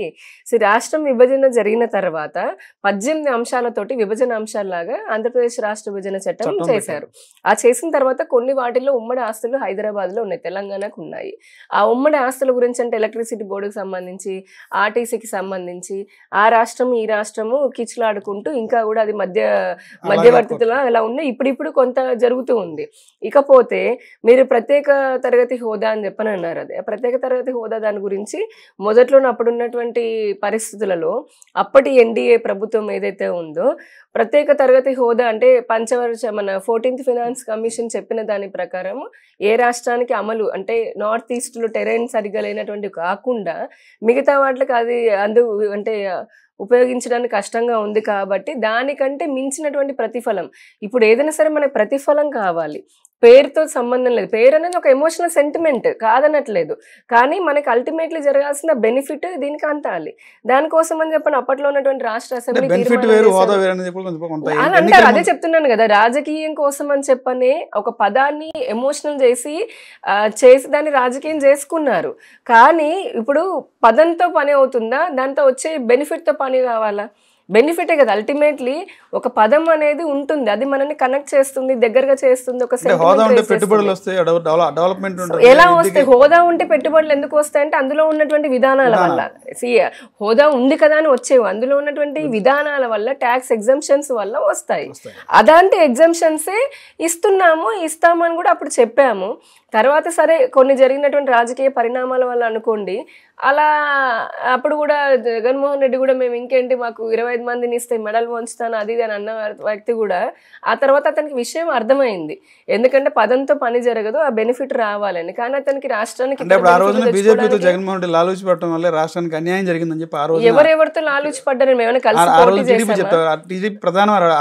ఎవరు 1924 వరకు జగన్మోహన్ రెడ్డి ఎంపీని మోడీకి తాకట్టు పెట్టడం వల్లే ఆంధ్రాకి అన్యాయం జరిగిందని కూడా 24 ఎన్నికల్లో కూడా ప్రధానమైన ఆరోపణ చేశారు. ఎవరు చేశారు? టీడీపీ వాళ్ళు చేశారు. అదే చెప్తున్నా, రాజకీయంగా సరే ప్రతి రాజకీయ పార్టీకి వాళ్ళు ఎన్నికల్లోకి వెళ్ళడానికి ఒక ఎజెండా అంటూ ఉంటుంది, కొన్ని రకాలుగా విమర్శలు లేదంటే కొన్ని పాయింట్స్ పట్టుకుంటారు. 5 సంవత్సరాలు కూడా జగన్మోహన్ రెడ్డి ప్రత్యేక హోదా సాధిస్తాం అదే మాట జరిగింది. ఆయన ఆ మాట అన్నాడు, ఆయన సాధించలేదు. ఎందుకనంటే ఇక్కడ ప్రత్యేక హోదా అనేది ఆల్రెడీ మొన్న క్లియర్ గా చెప్పారు. ఇప్పుడు దానికి ఏదైతే లబ్ధి ఏ విధానాలు దాంట్లో ఉంటాయో, ఎటువంటి లబ్ధి రాష్ట్రానికి చెందుతుందో, చేరాలో అది ఖచ్చితంగా ఇప్పుడు మా ప్రభుత్వం, కూటమి ప్రభుత్వము అటువంటి లబ్ధికి మించినటువంటి రాష్ట్రాన్ని తీసుకుని వస్తాము, చేస్తాము. ఇక మిగతా పోతే ఎయిమ్స్ అన్నాము, అంటే మీరు విభజన చట్టంలో అన్నారు, ఎయిమ్స్ అన్నాము, ఎయిమ్స్ కట్టాము కదా, ఎన్ఐటీలు కట్టాము, ఐఐటీలు అన్నారు, ఐఐటీలు కూడా కట్టాము. ఒక్కొక్క దానికి 1800 కోట్లు ఇచ్చాము, ఎయిమ్స్కి 1800 కోట్లు ఇచ్చాము. అలాగే అదే చెప్తున్నా, రైల్వే జోన్కి అని చెప్పని ఒక అదేంటి ఒరిస్సా మీద నుంచి ఉంది, అంటే కలిపి ఉన్నది, బార్డర్ లో ఉన్నది. దానికి స్థలం అడిగితే జగన్మోహన్ రెడ్డి వాళ్ళు ఏం చేశారు, మడ భూములు అంటారు కదా, అంటే మడ భూముల్లాగా, అంటే భూమి దానికి అనుకూలంగా లేనటువంటిది ఇచ్చారు. దానికి కేంద్ర ప్రభుత్వం వెనక్కి పంపించి మళ్ళీ సరైనటువంటి భూమి ఇవ్వండి అన్నారు. అప్పుడు అతను ఇవ్వలేదు జగన్మోహన్ రెడ్డి. ఇప్పుడు మా ప్రభుత్వం వచ్చిన తర్వాత భూమిని చూపిస్తామన్నారు. డిపిఆర్లు కూడా మొన్న అశ్విని వైష్ణవ్ గారు కూడా చెప్పారు, చక్క దానికి కూడా అంటే పనులు జరుగుతూ ఉన్నాయి. ఇక ఇప్పుడు ఎయిమ్స్ అన్నాము, తర్వాత అంటే హాస్పిటల్ ఎయిమ్స్ కానివ్వండి, ఐఐటీలు కానివ్వండి, తర్వాత ఎన్నో 50కి ఇంకా మీకు అందరు తెలియంది. అంటే నేను చెప్తున్నాను, అప్పట్లో మాకు రాజకీయంగా మేము చేసినది చెప్పినా మా మాట బలంగా వెళ్ళడానికి అవకాశం లేనటువంటి పరిస్థితులు ఉన్నాయి. కానీ ఈ రాష్ట్రంలో ట్యాక్స్ డెవల్యూషన్ కింద గడిచిన 10 సంవత్సరాల్లో 3,50,000 కోట్లకి పైగా మేము ఇచ్చాము. 10 సంవత్సరాలు చెప్తున్నాను, 10 సంవత్సరాల్లో. ఇవే కాకుండా మళ్ళీ రాష్ట్రానికి రావాల్సినటువంటి అంటే ప్రాజెక్టుల రూపంలో కానివ్వండి, సంక్షేమ పథకాల రూపంలో కానివ్వండి, మరొక దగ్గర 4.5 లక్షల కోట్ల రూపాయలు ఇచ్చాము. ఎందుకు? ఇప్పుడు జగన్మోహన్ రెడ్డి గుడ్డు పైన ఆయన స్టాంప్ వేసినటువంటి ఆ గుడ్డు కూడా ఇచ్చింది మేమే. అంటే చెప్తున్నాను వీళ్ళందరూ ఏంటంటే రీజనల్ పార్టీస్ మావే పథకాలని చెప్పుకుంటే ఎలాగైతే ప్రధానమంత్రి ఆవాస్ యోజన ఇప్పుడు 8 ఏళ్ళు పూర్తి చేసుకుంది, ఆయన వైఎస్ఆర్ అని ఆ పథకం పేరు మార్చి పెట్టాలనుకున్నందుకు కేంద్ర ప్రభుత్వం 4,000 కోట్లు ఆపింది. ఎందుకు? అది నేషనల్ ఫ్లాగ్షిప్ ప్రోగ్రాము, ఇంకా దాంట్లో అవినీతి జరిగింది, అవకతవకలు జరిగాయి. ఈ విధంగా చాలా భ్రష్టు పట్టించాడు ఆయన.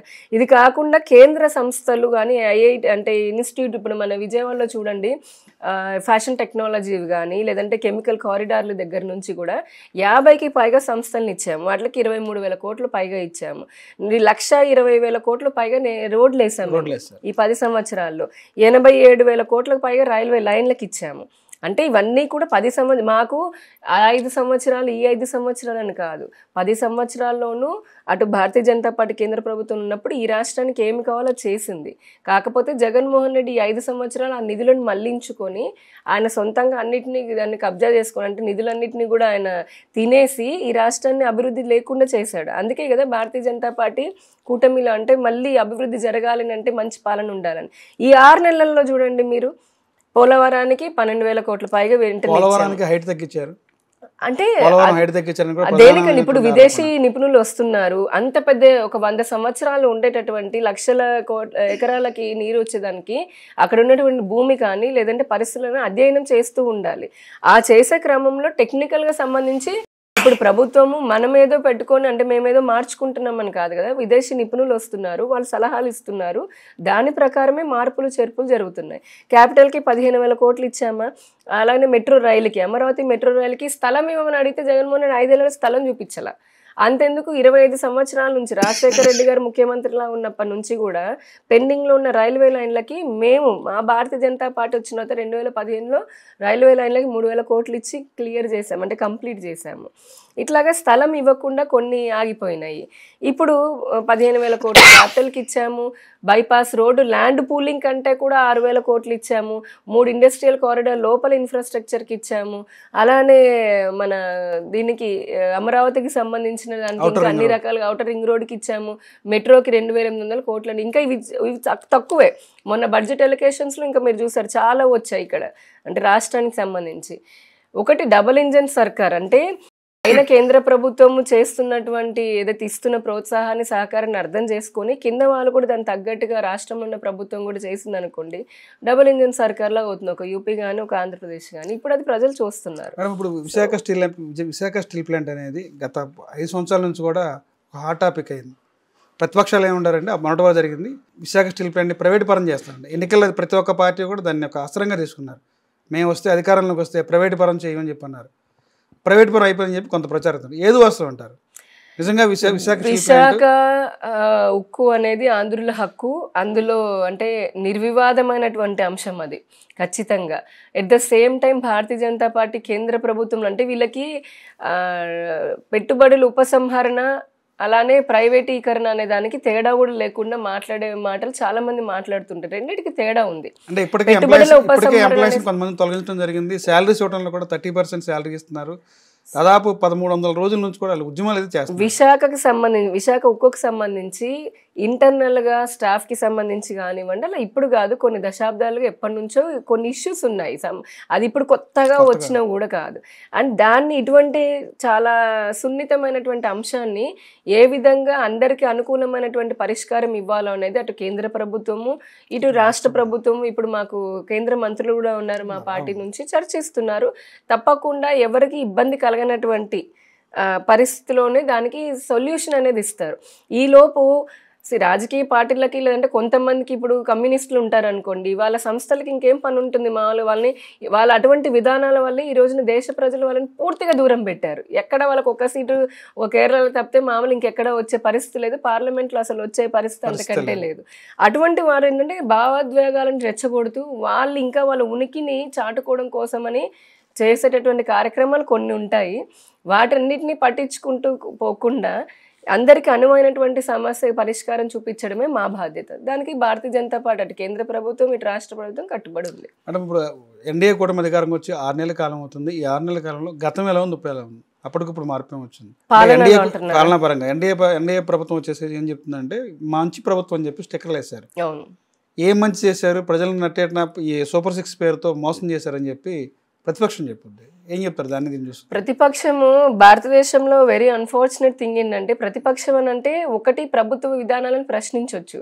అన్డౌటెడ్లీ అది ప్రతిపక్షం అయినా సరే, సామాన్య పౌరుడైనా సరే ప్రశ్నించే హక్కు అనేది ఉంటుంది. ఎట్ ద సేమ్ టైం వాళ్ళకి ఈక్వల్ రెస్పాన్సిబిలిటీ కూడా ఉంటుంది. ఏమని? ప్రభుత్వానికి సహకరిస్తూ లేదా ప్రజలకి మంచి జరుగుతుంటే సూచనలు ఇస్తూ అది పని చేయడం అనేది మన భారతదేశంలో పోయింది, దాదాపుగా పోయింది అనమాట. మీరు చూస్తే ఎంతసేపటికి ఎదురుదాడి చేసే మంచి కూడా కనిపించకుండా ఎదురుదాడి చేసేటటువంటి నేచర్ బాగా పెరిగిపోయింది. జగన్మోహన్ రెడ్డి గారు లాంటి పార్టీకి లేదంటే అటువంటి నాయకులకైతే అది మరింత ఎక్కువ ఉంటుంది. ఎందుకు? వారు చెప్పింది ఆయన నవరత్నాలని చెప్పని ఇచ్చారు. ఏ ఒక్క రత్నాన్ని అయినా చేశారండి? అంటే మద్యపానం తీసుకోండి, ఆ రత్నం పళ్ళు ఊడగొట్టి కొన్ని వందల మంది మహిళలు పుస్తలు తెంపేటటువంటి కల్తీ మద్యాన్ని ఆయన ప్రవేశపెట్టి ఆయన విధానాల వల్ల అనుకోండి ఎంతమంది అబాస్పాలు అయిపోయారు. ఆ తర్వాత మద్యం అమ్మకాలు తగ్గిస్తాను, దానివల్ల జనం తాగుబోతుల సంఖ్య తగ్గుద్దని చెప్పి ఆ రోజు ఆయన 2-3 మద్యం తగ్గించడం కాదు, ఎక్కడ చూసినా పట్టుకోవాలంటేనే షాక్ కొట్టే. మీరు ఒకసారి గూగుల్ చేయండి, ఆంధ్రప్రదేశ్ లాస్ట్ 5 years అని కొడితే గంజాయిలో నెంబర్ 1, కరప్షన్లో నెంబర్ 1, అదే డ్రగ్స్లో నెంబర్ 1, కల్తీ లిక్కర్లో నెంబర్ 1. మరణించారండి. హాస్పిటల్కి వెళ్ళి మేమంతా మా అధ్యక్షురాలతో సహా మేమందరం వెళ్ళి చూసి వచ్చాము. ఇంత జరిగాయి కదా, లా అండ్ ఆర్డర్ పోయింది. ప్రశ్నించిన వారిని అంతా ఇష్టం వచ్చిన నాతో సహా నాపైన నేను హిందూ 220కు పైగా హిందూ దేవాలయాలని వాళ్ళు ధ్వంసం చేశారు, అదేమంటే పిచ్చోడు చేశాడని చెప్పని అన్నారు. ఇంతవరకు ఒక్కరిని కూడా పట్టుకోలేదు. అలానే తిరుమల తిరుపతి దేవస్థానం దగ్గర నుంచి ప్రతి దేవాలయంలో అన్య మతస్థుల్లో ఎంతమంది ఎంప్లాయీస్ లాగా ఉన్నారు. పాస్టర్లు పైన ఎంప్లాయీ లాగా చేస్తున్నారు ఇప్పటికీ కూడా. ఎస్, అది చేస్తున్నందుకేమో మేము క్వశ్చన్ చేసి ఇప్పుడు అంత రెజల్యూషన్స్ తీసుకొస్తున్నాము. అలానే శ్రీశైలం లాంటి దేవస్థానం, అన్నవరము, సింహాచలం లాంటి దేవస్థానంలో షాపులు ముస్లింలకు ఇచ్చుకుంటూ వచ్చారు. ఆ భూములు టీటీడీ భూములు ఇదే వైవి సుబ్బారెడ్డి, కరుణాకర్ రెడ్డి ఉన్నప్పుడు టీటీడీ భూములు వేరే రాష్ట్రంలో భూములు నిర్దాక్షిణ్యంగా అమ్ముకోవాలని చూస్తే భారతీయ జనతా పార్టీ గొడవ చేసి కోర్టులో కేసు వేసి హిందూ సంస్థలు కూడా ఆర్ఎస్ఎస్, విహెచ్పి లాంటివి ఎంతో గొడవ చేశాయి. అవన్నీ కూడా అలా చేస్తే ఆగారు, భయానికి ఆగారు. అలానే ఇస్తున్నట్టు అంటే టీటీడీ నిధులను ఇంకా ఆయన కరుణాకర్ రెడ్డి తన సొంత కొడుకు తిరుపతి ఎలక్షన్లో గెలవాలని చెప్పని 1800 కోట్లు డైవర్ట్ చేశారు మున్సిపాలిటీకి అని చెప్పని. ఇలా దేవాలయాన్ని భ్రష్టు పట్టించి అంతర్వేది రథం దగ్ధమైంది. విగ్రహాలు పగలగొడుతున్నప్పుడు ఇదే వైసీపీ నాయకులు ఏమనండి, బొమ్మగా ఇరిగితే ఇరిగిందని అని అన్నారు. అంటే కోట్లాది మంది హిందువుల మనోభావాలను కూడా లెక్క చేయకుండా అహంకారపూరితంగా అటువంటి పాలన చేశారు. ప్రశ్నించాను టీటీడీ విషయంలో నా పైన కేసులు పెట్టారు. 2014-19లో కూడా రోడ్లు ఎక్స్టేషన్ అప్పుడు కూడా బ్యూటిఫికేషన్ కూడా విజయవాడలో కొన్ని గుళ్ళు తొలగించారు కదండి. తొలగించారు. ఆ తర్వాత వాటిని కడతాము అని చెప్పని అన్నారు. ఈలోపు ప్రభుత్వం మారడం కూడా జరిగింది. అంటే వాటిని పునర్నిర్మిస్తామని. ఇక్కడ ఏంటంటే పని కట్టుకొని ఒక మతం పైన అంటే ఒక ధర్మం పైన పని కట్టుకొని కావాలని చెప్పని కొంతమంది అలజడులు సృష్టించాలని చెప్పి అనుకున్న వాళ్ళు ధ్వంసం చేస్తుంటే ఇక్కడ లా అండ్ ఆర్డర్ ఏం చేసింది? పైగా అట్లా కాపాడాలి అంటే మనోభావాలు దెబ్బతిన్న వ్యక్తులకి వాళ్ళు కనీసం ఏ రోజున ముఖ్యమంత్రి కానీ హోంమంత్రి రెస్పాన్సిబిలిటీ కదా లా అండ్ ఆర్డర్ విషయంలో. ఏ రోజున మీడియా ముందుకు వచ్చి ఇట్లా జరిగింది తప్పే, మీ మనోభావాలు దెబ్బతిన్నాయి, ఇక్కడ నుంచి ఇటువంటి జరగకుండా చూసుకుంటాము, కఠిన చర్యలు తీసుకుంటాము ఒక్కసారి చెప్పారా? చూపించండి. అంటే మేము అంత హిందువులు అంటే లెక్కలేనంత కనిపిస్తున్నారా? మీకు ఓట్లు హిందువులది కావాలి కానీ ఏంటండి నేను అదే అడగబోతున్నా. హిందువులు వైసీపీలో నిజంగా హిందువులు అని చెప్పని బీఫామ్ లో రాసినటువంటి వాళ్ళు హిందువులు ఎమ్మెల్యేలు, ఎంపీలు, మంత్రులు ఏమైపోయారు? అసలు వాళ్ళు హిందువులేనా అని మేము చాలా సార్లు ప్రశ్నించాను. నువ్వు కనుక ఆయన కూడా ప్రశ్నిస్తున్నా. కాదండి, ఎన్నిసార్లు వేసుకుంటే ఏం లాభం? ఇంత జరుగుతూ ఉంటే ఒకసారి ఆయన మీడియా ముందుకు వచ్చి చెప్పాడా? తప్పైపోయిందని చెప్పని ఏమైనా చెప్పారు? అంతెందుకు లడ్డు విషయం, తిరుమల లడ్డు విషయం తీసుకోండి, ఎంత ఎదురుదాడి చేశారు. ఇప్పుడు మీరు అన్నట్టుగా కొడాలి నానినే ఉన్నాడు. కొడాలి నాని ఆయన ఇంత రుద్రాక్షలు వేసుకుంటాడు. మరి ఆ వ్యక్తి కదా అన్నది విగ్రహం చెయ్యిరితే ఉంది, కాలిరితే బొమ్మే కదా అని అన్నాడు. నీకు బొమ్మలా కనిపిస్తుంది, అది మాకు ఆత్మ. నువ్వు రుద్రాక్షలు వేసుకున్నటువంటి నువ్వు అలా అసలు ఒక మంత్రి ఆ విధంగా ఉంటే మీరు అర్థం చేసుకోవచ్చు. మరి ఇంకా మీరు ఎలా అడుగుతామని? మీరు హిందువులు కాదని వాళ్ళు హిందువులు అయ్యినుంటే మా మనోభావాలు తెలుసుండేవి. అలాంటి పరిస్థితుల్లో ప్రశ్నిస్తే నా పైన కేసులు పెట్టారు. 3 ఏళ్ళు తిరుమల తిప్పించుకున్నారు తెలుసా. తిరుమల 2 Town పోలీస్ స్టేషన్ కి నేను తిరిగి అక్కడికి వెళ్ళి ప్రశ్నించిన నా పైన కేసులు పెట్టారు. గుంటూరులో ఒక అమ్మాయి నడి రోడ్డు పైన పట్టపగలు హత్య జరిగితే భారతీయ జనతా పార్టీ, నేను అప్పుడు మహిళా మోర్చాలు ఉన్నా, మహిళా మోర్చా వాళ్ళం మేము జాతీయ మహిళా కమిషన్కి, జాతీయ ఎస్సీ కమిషన్కి రాసి ఆ సభ్యులు వస్తే మేము సభ్యులు వచ్చినప్పుడు మా ఆవేదన తెలియాలని చెప్పని వెళ్తుంటే గుండెల పైన ఇలా బూట్లు పెట్టి మమ్మల్ని తొక్కితే స్పృహ, నేను ఇంకొక ఆవిడ స్పృహ తప్పి పడిపోయాయి, మా చీరలు చిరిగిపోయినాయి, మమ్మల్ని బలవంతంగా ఈడ్చుకుని వెళ్ళి వ్యానుల్లో ఎక్కిచ్చారు. అంతటువంటి నిరంకుశ పాలన మరి ప్రశ్నిస్తే ఇలా చేస్తారా? ఇప్పుడు ఆంధ్రప్రదేశ్ అదే జరుగుతుంది కదా. ఇప్పుడు ఎక్కడ జరుగుతుంది? ప్రశ్నిస్తే అక్రమ కేసులు పెడుతున్నారు, కాదు, అక్రమ కేసులు కాదు, ఇదే అంటున్నారు వైసీపీ వాళ్ళ సోషల్ మీడియా పేరుతో ఎవరన్నా మీరు చేస్తున్నటువంటి సూపర్ 6 పథకాలకు సంబంధించి పథకాల గురించి ప్రశ్నిస్తే అక్రమ కేసులు పెట్టట్లేదా?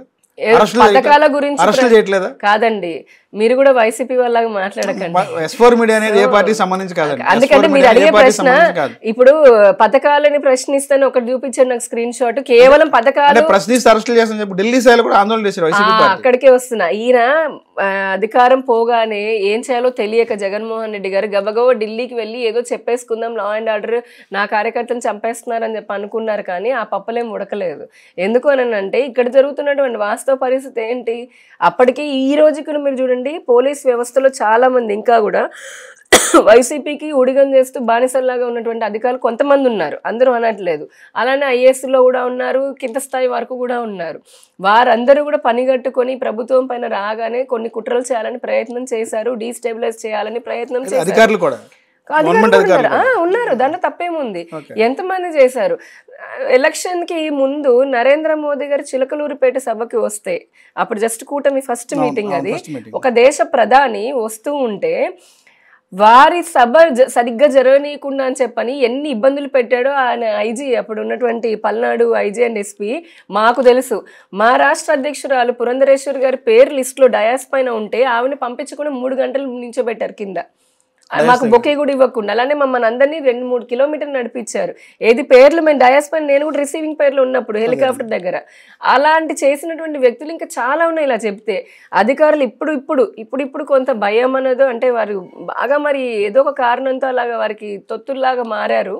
అది పక్కన పెడితే ఈ 6 నెలల్లో ఏదైతే కూటమి ప్రభుత్వం వచ్చిందో, మీరు అంటున్నట్టు సోషల్ మీడియాలో పథకాల ద్వారా ప్రభుత్వాన్ని ప్రశ్నిస్తూ నార్మల్గా మీరు ఈ పథకం చెప్పారు, ఈ లబ్ధి చేయలేదు అని ప్రశ్నిస్తే ఎవరు పెట్టరండి, ఏం చెయ్యరు.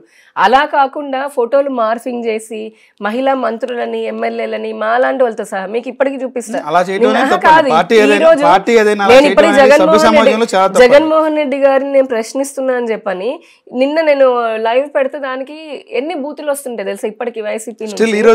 నేను మీకు చూపిస్తాను ఒకటి, ఇక్కడే నేను లైవ్ లో అది వినడానికి కూడా బాగోదు.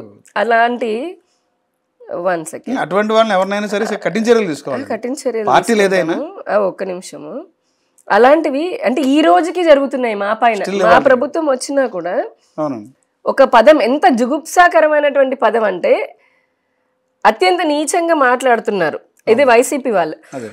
ఈ హ్యాండిల్ నేను అది మళ్ళీ ప్లే చేసి చూపిస్తే బాగోదు అని చెప్పనండి, మాకు సంస్కారం ఉంది అని చెప్పని నేను చూపించట్లేదు. నా ఫేస్బుక్ లోకి వెళ్ళి మీరు చూడండి. ఇస్తాం, ఇప్పుడు నా దృష్టికి నిన్ననే వచ్చింది, ఇస్తాం. ఇక్కడ మా కూటమి ప్రభుత్వం ఏం చేస్తుందనంటే సోషల్ మీడియాలో గడిచిన 5 సంవత్సరాలలో ఎవరినైతే గనక అత్యంత హీనంగా ఫోటోలు మార్ఫింగ్ చేసి వాళ్ళని ట్రోల్ చేసి వాళ్ళ వ్యక్తిత్వ హననం చేసి కాపురాలని కూల్చి కుటుంబాలను రోడ్డు మీద పడేసినటువంటి వ్యక్తులు ఎవరైతే ఉన్నారో వారిని శిక్షించడం తప్ప అండి? అంటే మీకు ఇప్పుడు మీకంటే జగన్మోహన్ రెడ్డి గారికి వైసీపీ వాళ్ళకి కుటుంబాలు ఉంటాయా? అంటే నేను అలాంటి పోస్టులు పెట్టారు ఎవరైనా సరే మరి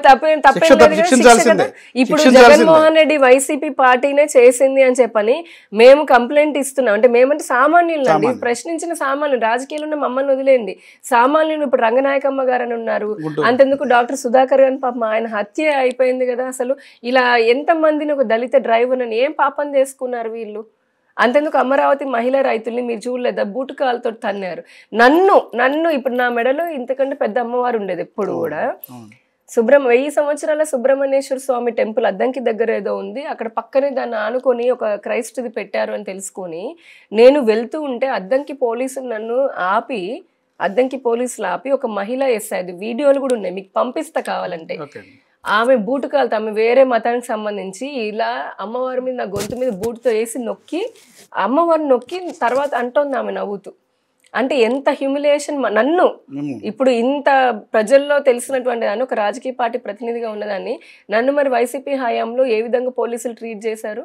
ఎన్ని దెబ్బలు ఉన్నాయి అంటే తెలుసా మాకు? ఐటీడీపీ ముసుగులోనే ఈ రకంగా ట్రోల్ చేసిన చెప్పి ప్రధాన వైసీపీ ఆరోపిస్తారు. అదే ఇప్పుడు ఐటీడీపీ ముసుగులో వాళ్ళు అనడానికి ఫేక్ అకౌంట్లు ఓపెన్ చేసి ఇప్పుడు ఉదాహరణ అండి, నిన్న జగన్మోహన్ రెడ్డి పెట్టిన ప్రెస్ మీట్లో కూడా వర్రా రవీందర్ రెడ్డి అనే పేరుతో వైజాగ్ సంబంధించిన వ్యక్తి ఫేక్ అకౌంట్ ఓపెన్ చేసి ఇట్లా వాళ్ళ కుటుంబ సభ్యుల మీద ట్రోల్ చేశారు.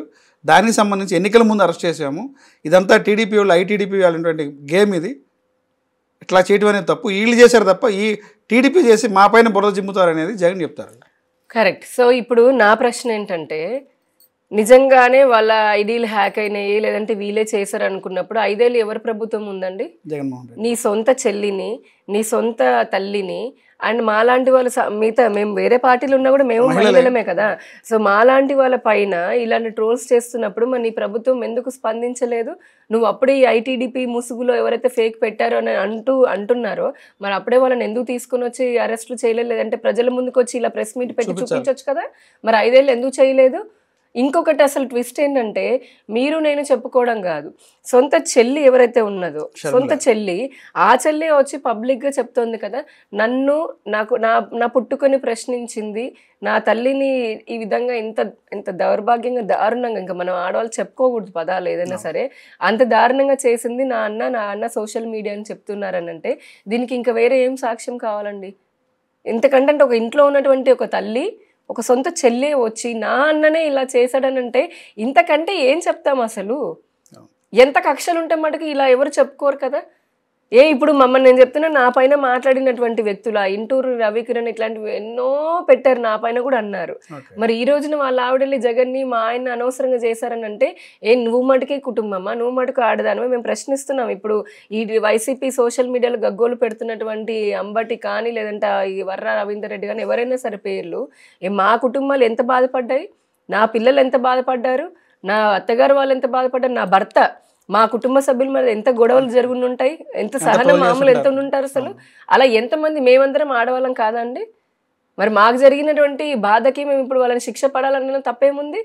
మీరు శిక్ష వేయకుండా, మీరు అధికారంలో ఉన్నప్పుడు ఎటువంటి చర్యలు తీసుకోకుండా మీ సొంత సోషల్ మీడియా నుంచి మాటలు అనిపించి మమ్మల్ని క్యారెక్టర్ అసాసినేషన్ చేసి ఇప్పుడు మళ్ళీ మాకేం తెలియదు అని అంటే అధికారంలో ఉంది నువ్వే కదా, మేము కాదు కదా. మరి ఎందుకు ఈ మాటలు ఎవరు నమ్ముతారు? ఇప్పుడు ఇవన్నీ కూడా డైవర్షన్ పాలిటిక్సే. ఈ 6 నెలల్లో ఇప్పుడు 85,000 కోట్ల పెట్టుబడులు వస్తున్నాయి. కేంద్రం ఇందాక చెప్పినట్టుగా చాలా సహకారం చేస్తోంది. అటు పక్క మీరు అన్నారు సంక్షేమ పథకాలని, ప్రభుత్వం వచ్చింది అన్ని విభాగాల్లో అప్పులు అప్పులు అప్పులు, ఒక్కొక్కటి తవ్వుతుంటే ఎన్ని వేల కోట్ల అప్పులు అనేది ఇంకా తెలియట్లేదు, బయటకు వస్తున్నాయి. అప్పటికి ఉన్న అప్పుల్ని మేనేజ్ చేసుకుంటూ కాస్త ముందుకు తీసుకుని వెళ్ళాలని చెప్పని ఇమీడియట్గా డిఎస్సి నోటిఫికేషన్ ఇచ్చామా, 3 నెలల పెండింగ్ పెన్షన్ కూడా కలిపి ఇచ్చాం కదా, 7,000 ఎంతో కలిపి ఇచ్చారు ఏప్రిల్ నుంచి పెండింగ్ ఉన్నవి. ఇప్పుడు గ్యాస్ సిలిండర్లు కూడా మన దీపావళి నుంచి అనౌన్స్ చేశారు. దీపం పథకం అందరికీ రావట్లేదు అనేది ఒక ప్రచారం జరుగుతుంది. ఎవరైతే గతంలో చంద్రబాబు నాయుడు సీఎంగా ఉన్నప్పుడు దీపం పథకం తీసుకున్నారో వాళ్ళకి మాత్రమే ఈ దీపం పథకం అనేది అర్హత అనేది ఉన్నది. పేరుకు మాత్రం వైట్ రేషన్ కార్డు ఉన్న ప్రతి ఒక్కరికి ఇస్తున్నామని చెప్తున్నారు. అది జరగట్లేదు అనేది కింద గ్రౌండ్ లెవెల్ ఒక ప్రచారం జరుగుతుంది. అదేనండి, ఒక పథకాన్ని రూపొందిస్తున్నప్పుడు ఖచ్చితంగా దానికి ఒక ఎలిజిబిలిటీ క్రైటీరియా, ఎందుకంటే మన ఆంధ్రప్రదేశ్లో 5.5 కోట్ల జనాభా ఉంది అనుకుందాం, 1.5 కోటి కుటుంబాలు ఉండుంటాయి మామూలుగా. సో ఏదైనా ఒక పథకం పెడుతున్నప్పుడు దానికి ఒక ఎలిజిబిలిటీ లేదంటే దానికి అన్ని చూసుకొని పెడతారు. ఇప్పుడు వీళ్ళు సిలిండర్ అని చెప్పిన దానికి ముందు ఫేజ్లో ఇలా దీపం అని అంటున్నారు. అంటే ప్రభుత్వము ఆ పథక రచనలో మార్పులు చేర్పులు చేసుకుంటూ అల్టిమేట్లీ లబ్ధిని అందిస్తుంది. ఈ లోపే ముందే కూసిన కోయిలలాగా ఎవరో ఈ జగన్మోహన్ రెడ్డి లాంటి వాళ్ళు, వైసీపీ లాంటి వాళ్ళు అండము, పాపం కొంతమంది కింద స్థాయిలో ప్రజలు అది నమ్మేటటువంటి వాళ్ళు కూడా ఉంటారు, అమాయకులు ఉంటారు కదా, వాళ్ళు నమ్మడం. మేము ఒకటే చెప్తున్నాం ప్రజలకి, ఇటువంటివన్నీ పుకార్లు నమ్మాల్సినటువంటి అవసరం లేదు. ఏదైతే తెలుగుదేశం పార్టీ అప్పుడు చెప్పిందో మేము ఇది చేస్తామని చెప్పని ఉమ్మడిగా వాళ్ళు ప్రవేశపెట్టారో ఆ మేనిఫెస్టోకి సంబంధించి ప్రభుత్వం చిత్తశుద్ధితో ఉన్నదని చెప్పని మేము కూడా భావిస్తున్నాము. వాళ్ళు చేస్తున్నారు, మా ప్రభుత్వం శాయశక్తిలో. సూపర్ సిక్స్ పేరుతో కూటమి అధికారంలోకి వచ్చింది, కనీసం సూపర్ 6లో ఒక పెన్షన్ తప్ప ఎలాంటి అమలు చేయలేదు, ప్రజల్ని ఇప్పటికీ మోసం చేస్తా అని చెప్తారు. అంటే ఓన్లీ నోటిఫికేషన్ ఇచ్చారు, ఇంతవరకు జాబ్లో అయితే ఇంతవరకు నోటిఫికేషన్ రాలేదు. డిఎస్సీ అయితే నోటిఫికేషన్ ఇచ్చారు, జాబ్లోకి అయితే ఎవరికి లేదు. నీకు 15,000 నీకు 15,000 నీకు ప్రచారం అయితే జరిగింది, ఎన్నికల టైంలో భారీ ప్రచారం జరిగింది. ఇప్పటికీ దానికి ఒక క్లారిటీ లేదు. మహిళలకి ఉచిత బస్సు ప్రయాణం అన్నారు, దానికి అంటే దానికి విద్యార్థులకి ఈ రోజు కూడా ఇప్పుడు నవంబర్ వచ్చింది, నవంబర్ జరుగుతుంది, ఫీజు రియంబర్స్మెంట్ లేదు.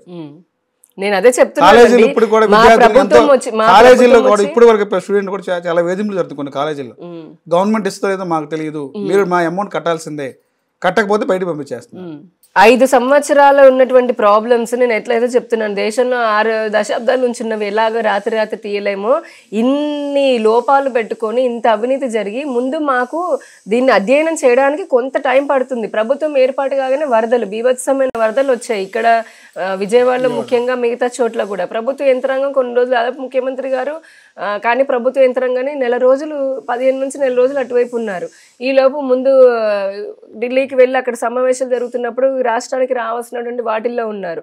ఆ తర్వాత ఒకదాని తర్వాత ఒకటి సెట్ చేసుకుంటూ ఉన్న వాటిలో అదే చెప్తున్నాను, ముందు ప్రక్షాళన అనేది ఒకటి అర్థం చేసుకోవడం, జరిగిన నష్టము, జరిగిన అవినీతి, రెండవది దాన్ని ప్రక్షాళన చేసుకోవడము, దాన్ని సెట్ చేయడానికి కొంత టైం పడుతుంది. ఈలోపే రాష్ట్రం పైన పెట్టుబడిదారులకి నమ్మకాన్ని కూడా కలిగిస్తున్నాం కదా. ఈ రాష్ట్రంలో ఎవరైతే పారిపోయేలాగా చేసినటువంటి జగన్మోహన్ రెడ్డి ఇప్పుడు మళ్ళీ నేను 85,000 కోట్లు ఏదైతే పెట్టుబడిదారులు వస్తున్నారు అంటే, ఒక పక్క నమ్మకాన్ని కలిగించుకుంటూ ఇంకొక పక్క లోపాలను సరి చేసుకుంటూ ప్రభుత్వం ముందుకెళ్తుంది. కొంత సమయం ఖచ్చితంగా పడుతుంది, చేయము అని కాదు. ఇప్పుడు అలా అనుకుంటే చాలా విభాగాల్లో ఉన్నటువంటి అంటే లోపాలను సరి చేసుకుంటూ వచ్చాము. బీట్ మెడికల్ కానివ్వండి, అటు హెల్త్ కానివ్వండి, ఇటు విద్యకు సంబంధించినవి కానీ, ఇటు హోంలో కానీ చాలా ఇబ్బందులు ఉన్నాయి. ఆ ఇబ్బందులన్నీ ముందు పెట్టుకొని ముందుకు వెళ్తున్నాము. ఆయనలాగా నవరత్నాలని చెప్పి 5 ఏళ్ళు అసలు ఏమి చేయకుండా ఉండేటువంటి ప్రభుత్వం అది కాదు. ఎందుకంటే ప్రభుత్వం ప్రజలు మా పైన పెట్టుకున్న నమ్మకాన్ని సంపూర్ణంగా నిలబెట్టుకోవడం కోసమే మేము ప్రయత్నం చేస్తున్నాము.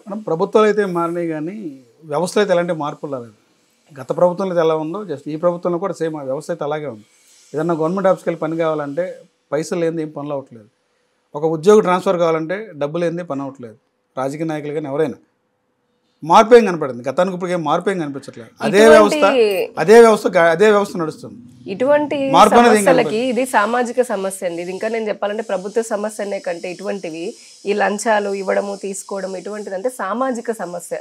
ఇవి దశాబ్దాలుగా వ్యక్తులలో లోపల ఉండిపోయినటువంటి సమస్యలు. అంటే వారి ఒక ఉద్దేశం అన్నమాట, ఏముందిలే ప్రభుత్వంలోకి వెళ్తే చాలు, అది మన జన్మ హక్కు, వచ్చే ప్రజల నుంచి డబ్బులు తీసుకుంటే గానీ నేను పని చేయను అన్నటువంటి భావజాలంలో ఒక కార్పొరేషన్ లో బర్త్ సర్టిఫికేట్ కావాలంటే 10,000 రూపాయలు ఏంది బర్త్ సర్టిఫికేట్. నేను అదే చెప్తున్నాను, కొంత అలానే అందరూ అలా లేదు, చాలా చోట్ల అధికారులు చాలా ప్లేన్ గా ఉంటారు, హార్ట్ఫుల్ గా పనిచేస్తారు.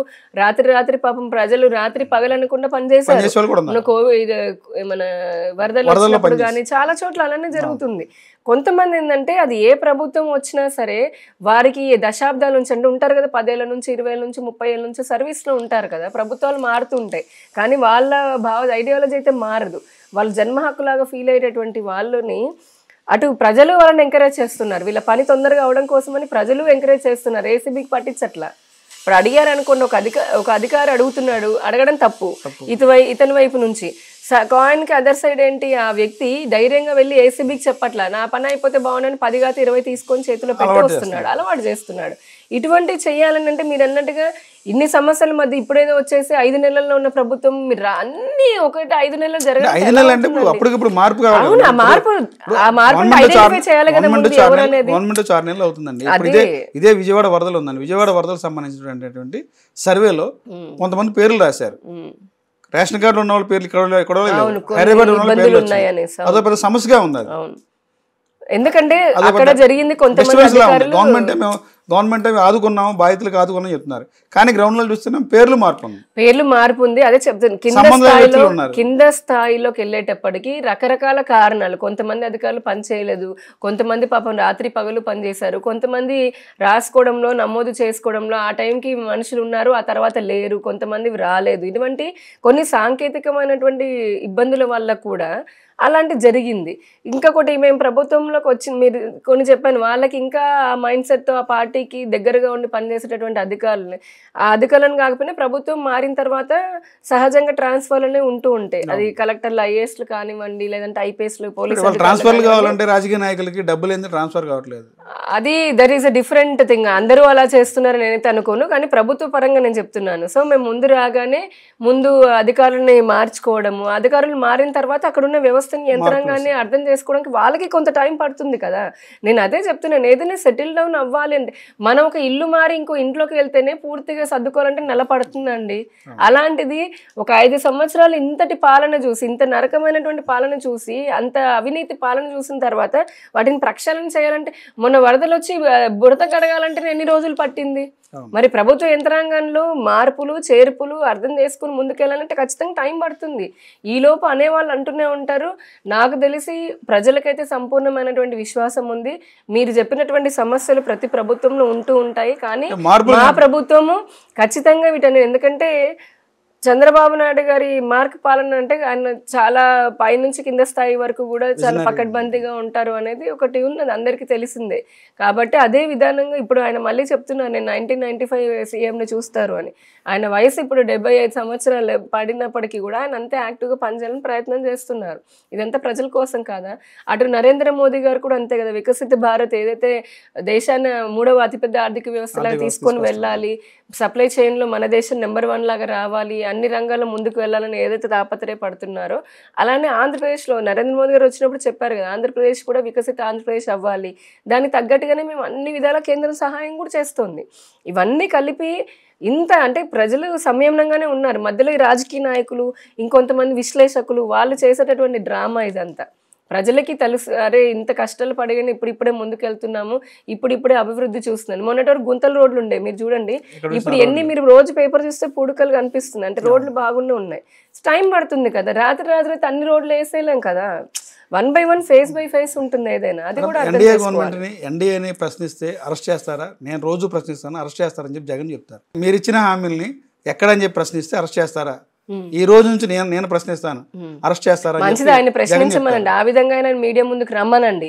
5 సంవత్సరాల్లో ముసుగేసుకొని పరదాలు కట్టుకొని ఏ రోజు మీడియాకి ముందుకు వచ్చి, లేదంటే ప్రజలు నింద చెప్పినట్టుగా ఇంత జరుగుతున్న రాష్ట్రంలో అరాచకము ఆయన నాయకులు చేస్తున్నప్పటికీ, ఆయన నాయకులు భూ కబ్జాలు చేశారు, శాండ్ కబ్జాలు చేశారు, లిక్కర్ కబ్జాలు చేశారు, ప్రభుత్వ ఎండోమెంట్ భూములు లాక్కున్నారు. సామాన్య ఆఖరికి ఈయన పబ్లిసిటీ పిచ్చి, జగన్ పబ్లిసిటీ పిచ్చి పీక్స్ వల్ల రైతుల యొక్క పాస్బుక్ లో కూడా ఈయన ఫోటో వేసుకున్నాడు, అదే సొంత వాళ్ళ తాత ముత్తాతలు ఇచ్చినట్టు. అధికారం మీరే వచ్చారు కదా, మీరు ఎంక్వైరీ చేయించవచ్చు. ఇప్పుడు ప్రజెంట్ అది ఎన్డీఏ కూటమి అధికారం ఉంది కదా, అంటే ఇప్పుడు అది కాదండి, సిబిఐ ప్రతిదానికి సిబిఐ వస్తుందా? ఇంకా రాష్ట్రాలలో అప్పుడు ఎలక్షన్స్ పెట్టడం ఎందుకు, స్టేట్ గవర్నమెంట్స్ ఎందుకు, మొత్తం కేంద్రం లాగా ఇప్పుడు అమెరికా లాగా, అంటే అది రాష్ట్ర ప్రభుత్వం, ఇప్పుడున్నటువంటి రాష్ట్ర ప్రభుత్వం తీస్తుంది బయటికి, అవసరమైతే రాష్ట్ర ప్రభుత్వం సిబిఐకి అడుగుతుంది. కానీ సిబిఐ తనంతట తను ఏది సోమోటల్లా కొన్నిటికే వస్తుంది కదా, అన్నిటికీ వాళ్ళ పనులు వాళ్ళకు ఉంటాయి కదా. ప్రతిదానికి ఇక్కడ ఇప్పుడు కొంతమంది మనస్తత్వం ఎలా ఉంటుందంటే, మా అబ్బాయికి తుమ్ము వచ్చింది, తుమ్ము కారణం కూడా సిబిఐ వచ్చి కనుక్కోవాలని అంటే ఎలాగవుతుంది?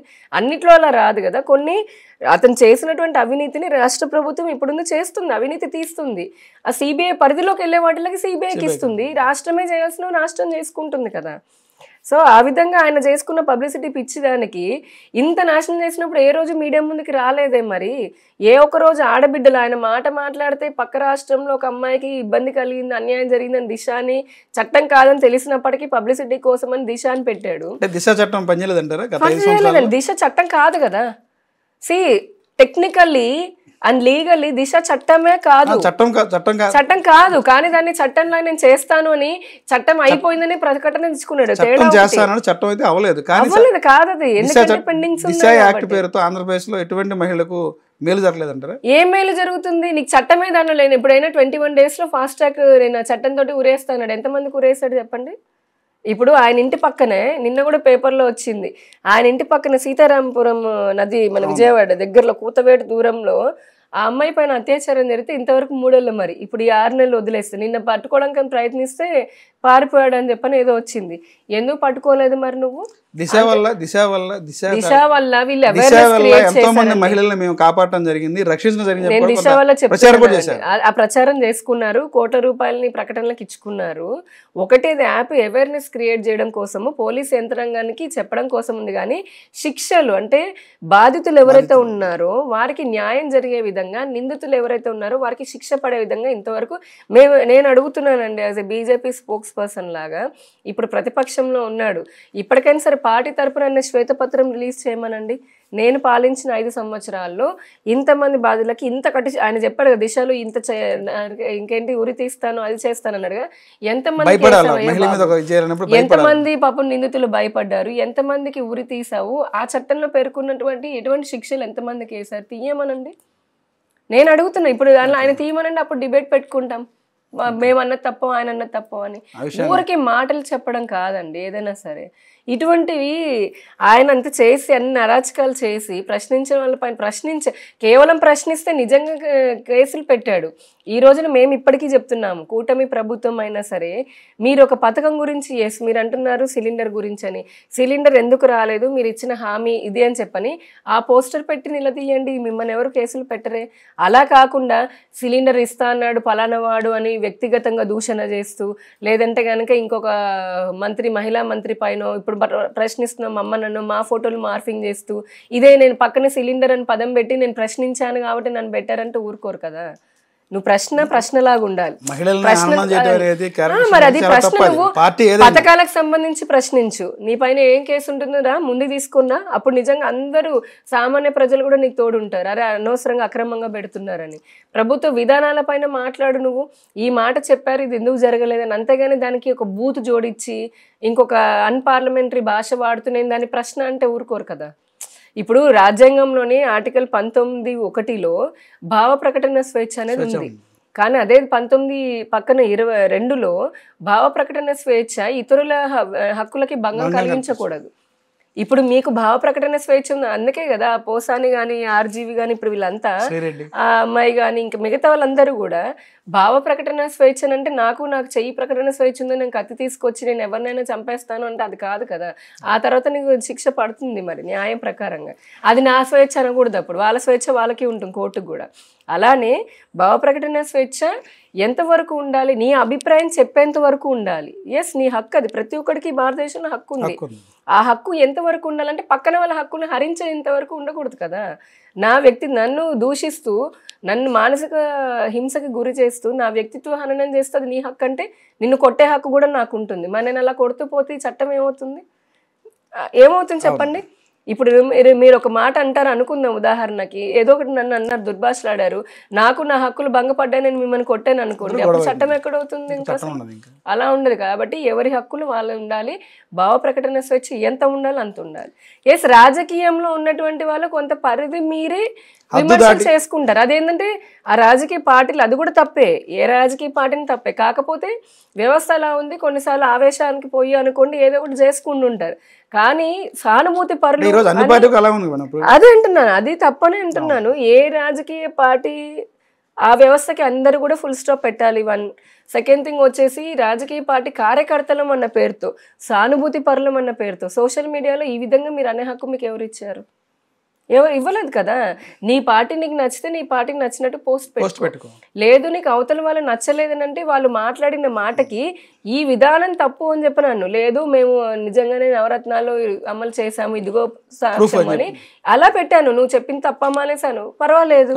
కానీ అలా కాకుండా పిచ్చి పిచ్చిగా బాడీ షేమింగ్ చేస్తూ మార్ఫ్డ్ ఫొటోస్ పెడుతూ ఇంకెవరితో అక్రమ సంబంధాలు కడుతూ ఫిల్దీ లాంగ్వేజ్ సాక్షిలో కూడా రాస్తారు కదా. ఎంత రాశారండి అఫీషియల్ పేపర్లలో. అలా రాయడం అనేది సభ్యసమం చాలా తప్పండి. ఎవడైనా సరే మరి అలా చేసిన వాళ్ళు ఈ రోజున ప్రశ్నించడం గురించి, భావ ప్రకటన స్వేచ్ఛ గురించి, మానవతా విలువల గురించి మాట్లాడుతున్నారా? ఎంతవరకు కరెక్ట్? అది ఎంతవరకు కరెక్ట్ కాదు కదా.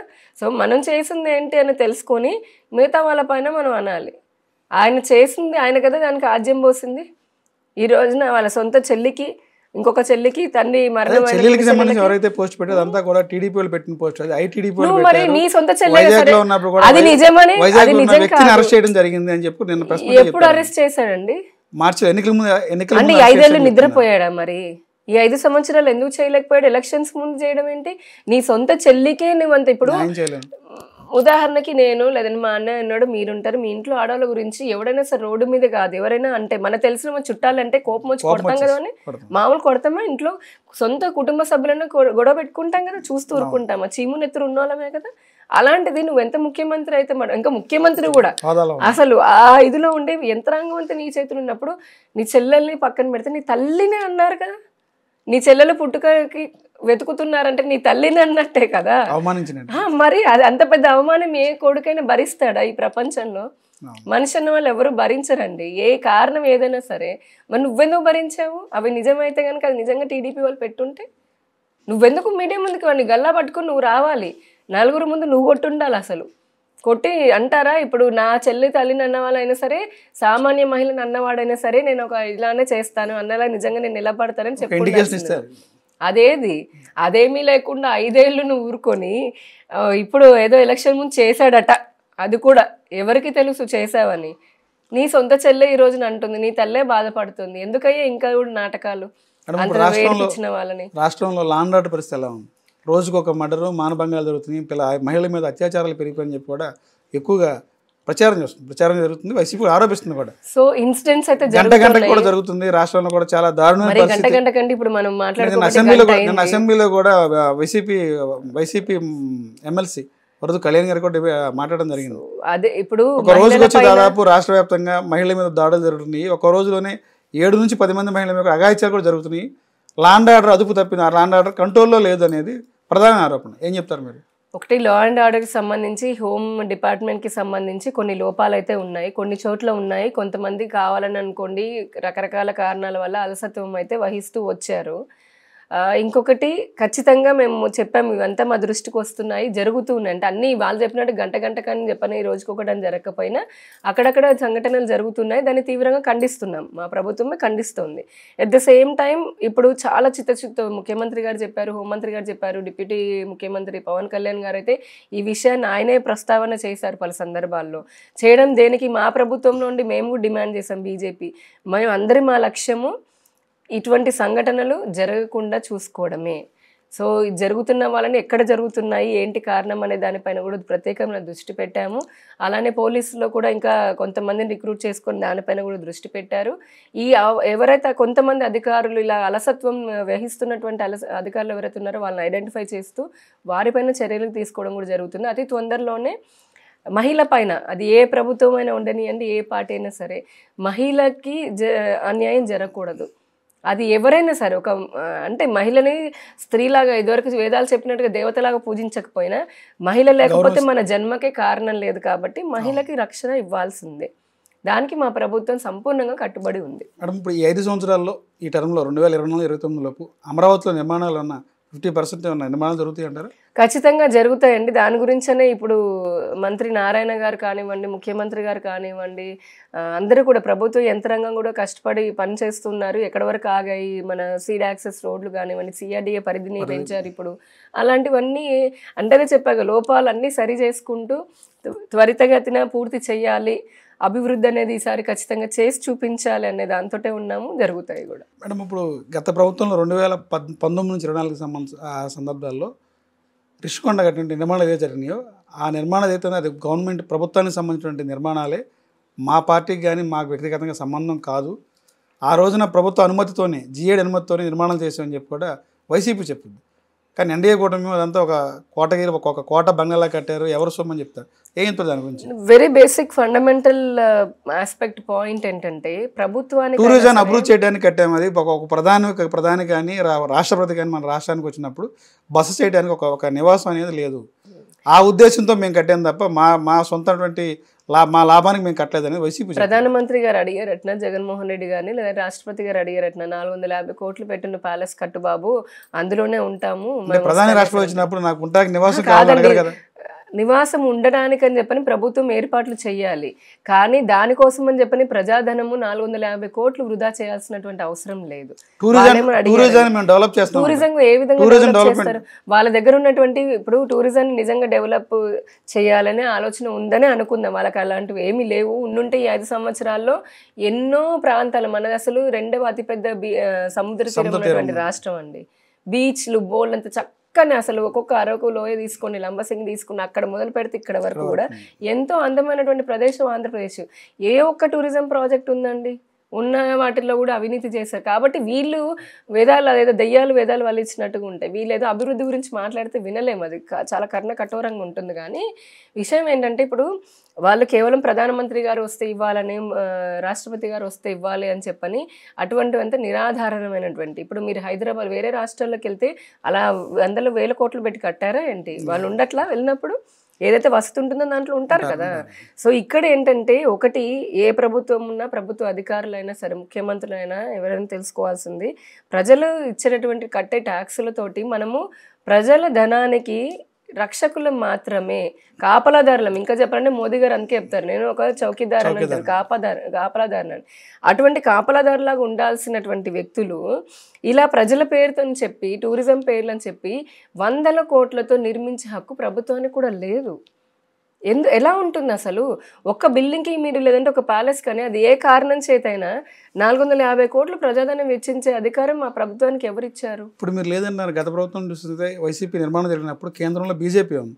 ఆ రోజు ఎందుకు బీజేపీ దాని మీద యాక్షన్ తీసుకోలేదంటారు? ఇప్పుడు రాష్ట్ర పర్యావరణం నుంచి మాకు అనుమతులు వచ్చినాయి, జీఏడీ నుంచి అనుమతి ఉంది ఓకే అనేది చెప్తారు జగన్మోహన్ రెడ్డి. అవును, ప్రభుత్వ బిల్డింగ్ కట్టాలంటే సరే ప్రభుత్వ శాఖలు ఏమైనా అనుమతి ఇచ్చాయని అనుకుందాము, దానికి బీజేపీకి సంబంధం ఏంటి? అప్పుడు కేంద్రంలో బీజేపీ పార్టీ కాదండి. ఇప్పుడు రాష్ట్ర ప్రభుత్వం కట్టుకుంటున్న దానికి మీరు కేంద్ర ప్రభుత్వం అంటే ఇక్కడ నుంచి రాష్ట్రంలో కట్టే చిన్న ఇటుక ముక్క కూడా కేంద్రానికి అప్పచెప్పండి పోనీ, మరీ మంచిది కదా. ఆ నిర్మాణం సంబంధించి కేంద్రంతో చెప్పాము. ఇక్కడ అంత వ్యయం దేనికే? కేంద్రంతో 450 కోట్లు అవుతుందా, 550 కోట్లతో పెడుతుందా అనేది కేంద్ర ప్రభుత్వానికి ఏంటండి? దానికి రాష్ట్రానికి అందుకే ఎమ్మెల్యే ఎలక్షన్స్ వేరు పెడతారు, ఎంపీ వేరు పెడతారు, ముఖ్యమంత్రి వేరుంటారు, ప్రధానమంత్రి వేరుంటారు, అవునా కాదా? మరి ఈ రాష్ట్రానికి పరిధిలో ఉన్నటువంటి వాళ్ళు భవనాలు కట్టుకుంటున్నారు, దానికి సంబంధించిన అనుమతులు పర్యావరణం కంటే అది వేరే సంగతి, అది కేంద్రానికి వస్తుందేమో. కానీ ఎంత పెట్టి కట్టాలనేది రాష్ట్ర ప్రజలకు సంబంధించింది, రాష్ట్ర ప్రభుత్వానికి సంబంధించింది కదా.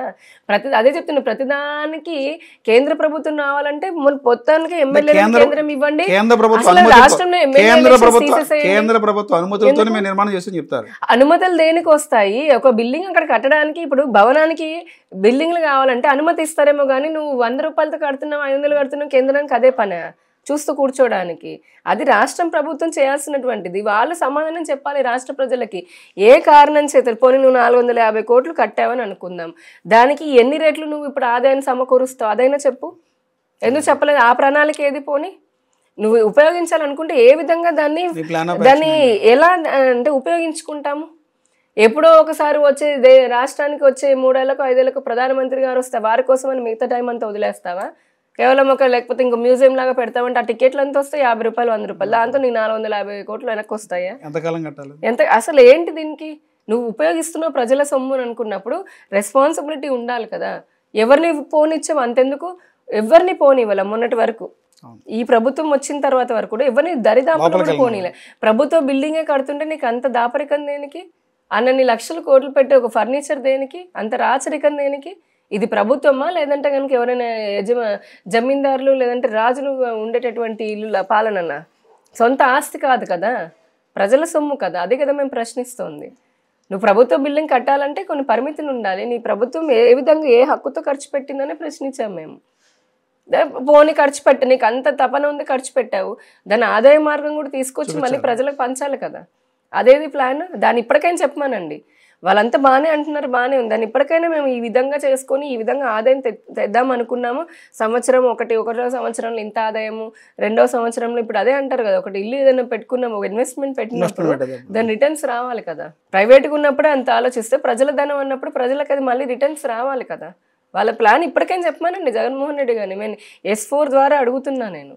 ఓకే మేడం, ఇప్పుడు యువత రాజకీయాలు రావాలని మీరు ఎలాంటి సూచనిస్తారు? యువత రాజకీయాల్లో రావాలి, వస్తే మంచిదే. కానీ నేనే చెప్తున్నాను కదా, రాజకీయాల్లో నేను కూడా దూరంగా ఉన్నప్పుడు అనుకున్నాను, మనలాగా చదువుకున్న వాళ్ళు, నాలాగా చదువుకున్న వాళ్ళు, కాస్త సమాజం పట్ల ప్రేమ ఉన్న వాళ్ళు రాజకీయాల్లోకి వస్తే సమాజాన్ని ఉద్ధరించేయచ్చు అనేసి అనుకున్నాం. కానీ కనిపించినంత ఈజీ కాదు. అంటే ఏ రంగము కూడా అంత ఈజీగా ఉండదు. కానీ రాజకీయాలు అనేవి కనిపించినంత అందంగా ఆనందంగా ఉండవు, చాలా కఠినంగా ఎన్నో కుట్రలు కుతంత్రాలతోటి స్వార్థంతో నిండిపోయి ఉంటాయి. రాజకీయాల్లోకి రావాలి అనుకున్న వాళ్ళు అందరూ అనట్లేదు, బట్ ఇప్పుడున్నటువంటి ప్రస్తుత రాజకీయ పరిస్థితులలో అన్నిటికీ దెబ్బలు తినడానికైనా, వ్యక్తిత్వ హననాన్ని తట్టుకోవడానికైనా సరే సిద్ధపడి ఇంకా దాదాపు మనల్ని మనం కోల్పోయే పరిస్థితి అంత దృఢంగా ఉండగలిగితేనే రాజకీయాల్లోకి రావాలి. సున్నిత మనస్తులు ఎవరైనా వచ్చారనుకోండి, నా అలానే ఇబ్బంది పడతాను. ఏంటంటే చాలా మంది అలా ఇబ్బంది పడిన వాళ్ళు ఉన్నారు. చాలా సఫర్ అయ్యాము. అట్ ద సేమ్ టైం ఎంత సఫర్ అయినా సరే ప్రజలకు ఏదో మంచి చేయాలి అనే దృఢ సంకల్పం కనుక మనకుంటే ఎన్ని అవరోధాలు ఎదురైనా సరే ఖచ్చితంగా ముందుకు రావచ్చు. మన మార్క్ అనేది మనం వేస్తూ ప్రజలకి మనం చేయాలనుకున్న సేవ చేయొచ్చు.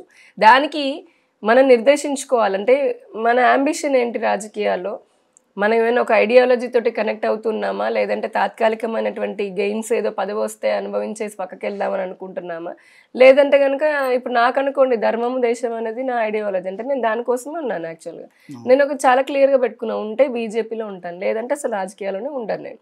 అది ఎన్నాలని సరే. భవిష్యత్తులో ఉన్న వైసీపీకి వెళ్ళే అవకాశం ఉందా?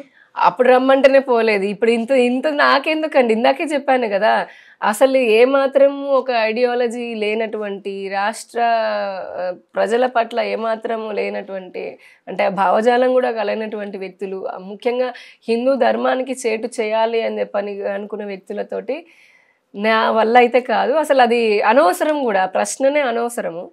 నేను ఉంటే ఎందుకు సేవ చేయాలనుకున్నానంటే భారతీయ జనతా పార్టీలో అది ఏ పదవులు వచ్చినా రాకపోయినా ఒక కార్యకర్తనే పెద్ద పదవి. బీజేపీ లాంటి నేషనల్ పార్టీలో, ఇంకా చెప్పాలంటే మా పార్టీలో ఒక కార్యకర్తకు ఉన్నంత స్వేచ్ఛ ఆ పదవిలో ఉన్నటువంటి బాధ్యతలు ఉన్న వాళ్ళకు కూడా ఉండదు. నిజం చెప్తున్నానండి. అంటే అంత స్వేచ్ఛ ఉంటుంది. సో మనకు ఒక సాటిస్ఫాక్షన్ వస్తుంది, నిజంగానే దేశం కోసం అంటే పనిచేస్తున్నాం, ప్రజల కోసం పనిచేస్తున్నాము అని చెప్పని. అలానే ధర్మము, నేను ప్రతి మనిషికి కూడా కులానికి మతానికి తనకి అన్నిటికంటే ఎక్కువ దేశం ఉండాలి, ధర్మం ఉండాలి. అదే ధర్మం అయినా ఏ మతమైనా కానివ్వండి. సో అందులోనూ అసలు ఈ భారతదేశం అంటేనే సనాతన ధర్మం కాబట్టి, నేను ఆ ధర్మంలో పుట్టాను కాబట్టి నా వంతు నా ధర్మానికి నేను ఏం చేయగలుగుతాను, తద్వారా దేశానికి ఏం చేయగలుగుతాను, దానికి ఈ పార్టీ అయితే నా వరకు నేను చూస్ చేసుకున్నది. సో రాజకీయాల్లోకి రావచ్చు, అన్నిటికీ సిద్ధపడే రండి. అంటే సనాతన ధర్మం పేరుతో బీజేపీ పవన్ కళ్యాణ్ ఆడిస్తుంది, మతాల మధ్య ఇవి పెట్టి మతాన్ని ప్రచారం చేస్తుంది అనేది ఒక ప్రచారం జరుగుతుంది. గతంలో కూడా పవన్ కళ్యాణ్ గారు సనాతన ధర్మాన్ని నేను కాపాడుతాను, సనాతన ధర్మం చెప్పారు. నిజంగా బీజేపీ పవన్ కళ్యాణ్ ఒక పావుగా పెట్టి మతాన్ని చేస్తుంటారా? ఒకటి, పవన్ కళ్యాణ్ గారు చిన్నపిల్లడు కాదండి. ఇప్పుడు చిన్నపిల్లలు అయితే కనుక నీకు చాక్లెట్ ఇస్తాము, బిస్కెట్ ఇస్తాము అని చెప్పినట్టు చెయ్యంటే చేయడానికి. ఆయన కూడా ఒక జనసేన లాంటి పార్టీకి అధ్యక్షుడు. ఇప్పుడు వాళ్ళు ఆ పార్టీకి కూడా ఎమ్మెల్యేలు ఉన్నారు, ఎంపీలు ఉన్నారు అనుకుందాం. సో అందుకని చెప్పని ఒక కమిట్మెంట్ తో రాజకీయాల్లోకి వచ్చినటువంటి వ్యక్తి పవన్ కళ్యాణ్. ఒక బూచిగా చూపిస్తుంది భవిష్యత్తులో ఈ కూటమిని అడ్డం పెట్టి పూర్తి స్థాయిలో అధికారం చేపట్టడానికి, ఆంధ్రప్రదేశ్ కూడా హోల్డ్ చేయడం కోసమే పవన్ కళ్యాణ్ ఒక బూచిగా పెడుతుంటారు. అసలు పవన్ కళ్యాణ్ గారిని బూచిగా పెట్టి అధికారంలోకి బూచిగా చూపించి రావాల్సిన అవసరం లేదు.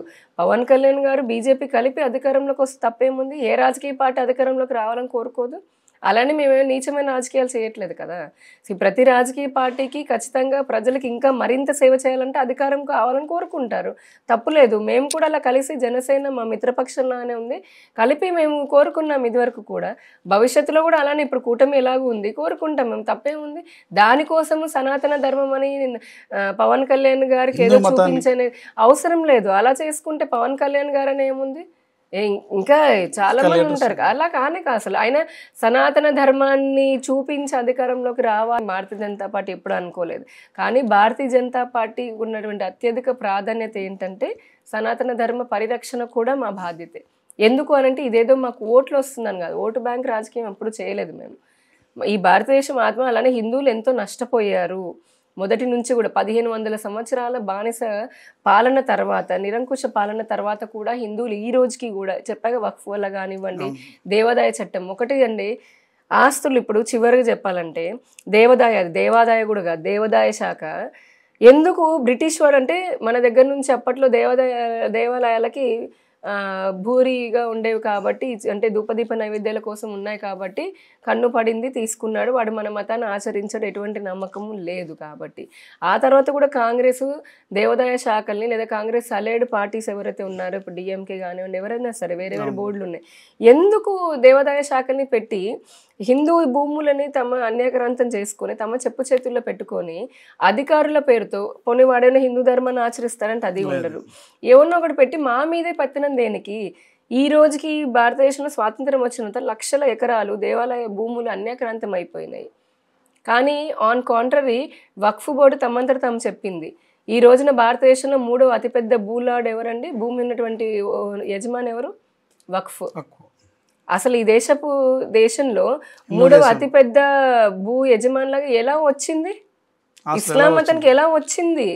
ఎక్కడి నుంచి ఎవరైనా ఇచ్చారా? హిందూ ఎందుకు ఇస్తారు వేరే మతానికి? హిందూ దేవాలయాలకి ఇచ్చుకుంటారు, అవునా కాదా?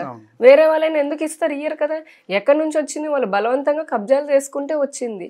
అలానే ఈ దేవాదాయ శాఖ పేరుతోటి ముస్లిమ్స్ కబ్జా చేశారంటారు.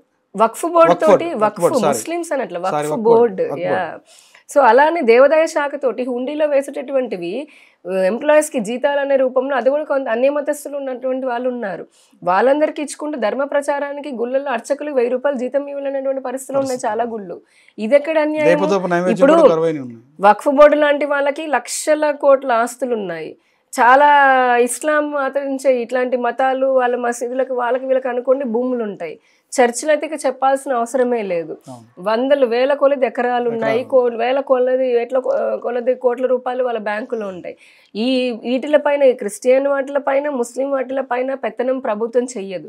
కేవలం హిందువుల పైన ఎందుకు చేస్తూ వచ్చింది? దానికి కారణం కాంగ్రెస్ కాదా? ఆ తర్వాత కూడా ఆయా రాష్ట్రంలో ఉన్నటువంటి కొన్ని పార్టీలు కాదా? అంటే హిందూ వ్యతిరేక పార్టీలు కాదా?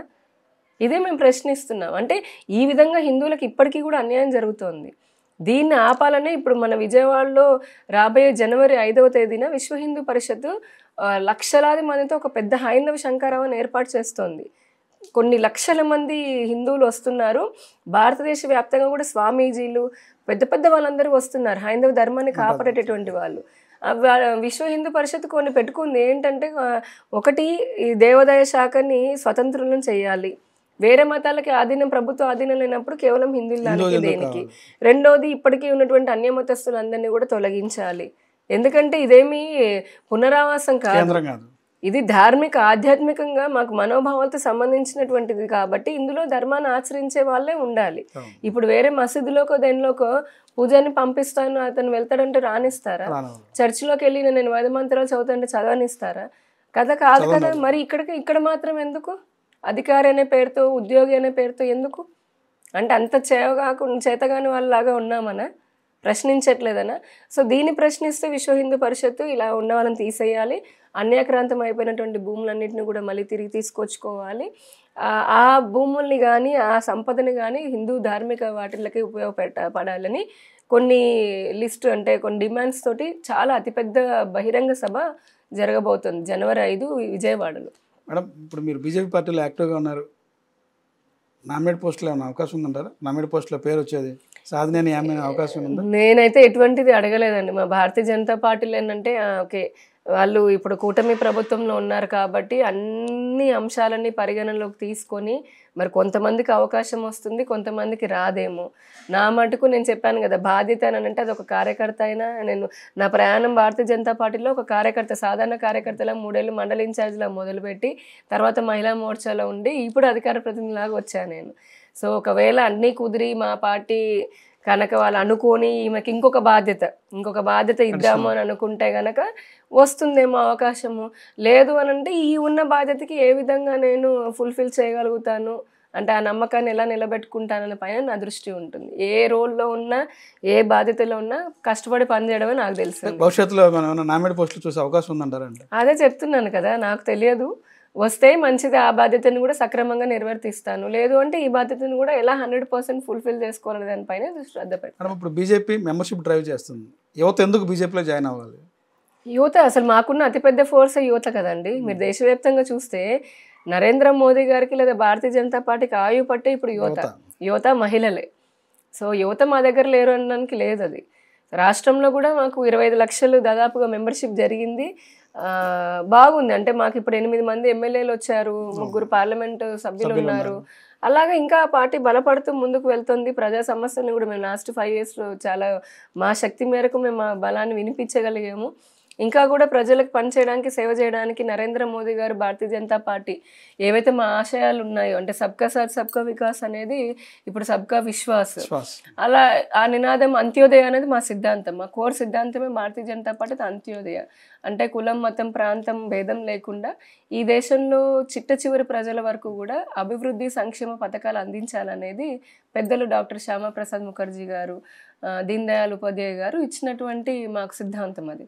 ఆ సిద్ధాంతంతో ఈ రోజున అందుకే నార్త్ ఈస్ట్ చూడండి ఎక్కడో ఇప్పటి వరకు అంటే భారతదేశమే కాదు అనుకొని పాపం వాళ్ళు అన్యాయానికి గురైనటువంటి వాళ్ళని కూడా మేము తీసుకుని వచ్చి కలుపుకొని ఉదాహరణకి ప్రధానమంత్రి ఆవాస్ యోజన కింద ఒక చిన్న ఉదాహరణ, ప్రధానమంత్రి ఆవాస్ యోజన కింద 2015లో ప్రారంభమైంది. ఇప్పటి వరకు 4 కోట్ల మంది పేదలకు ఇల్లు కట్టించాం, పేదలకి మధ్యతరగతి వారికి. అందులో మహిళా సాధికారత అని నరేంద్ర మోదీ గారు ఎప్పుడు చెప్తుంటారు.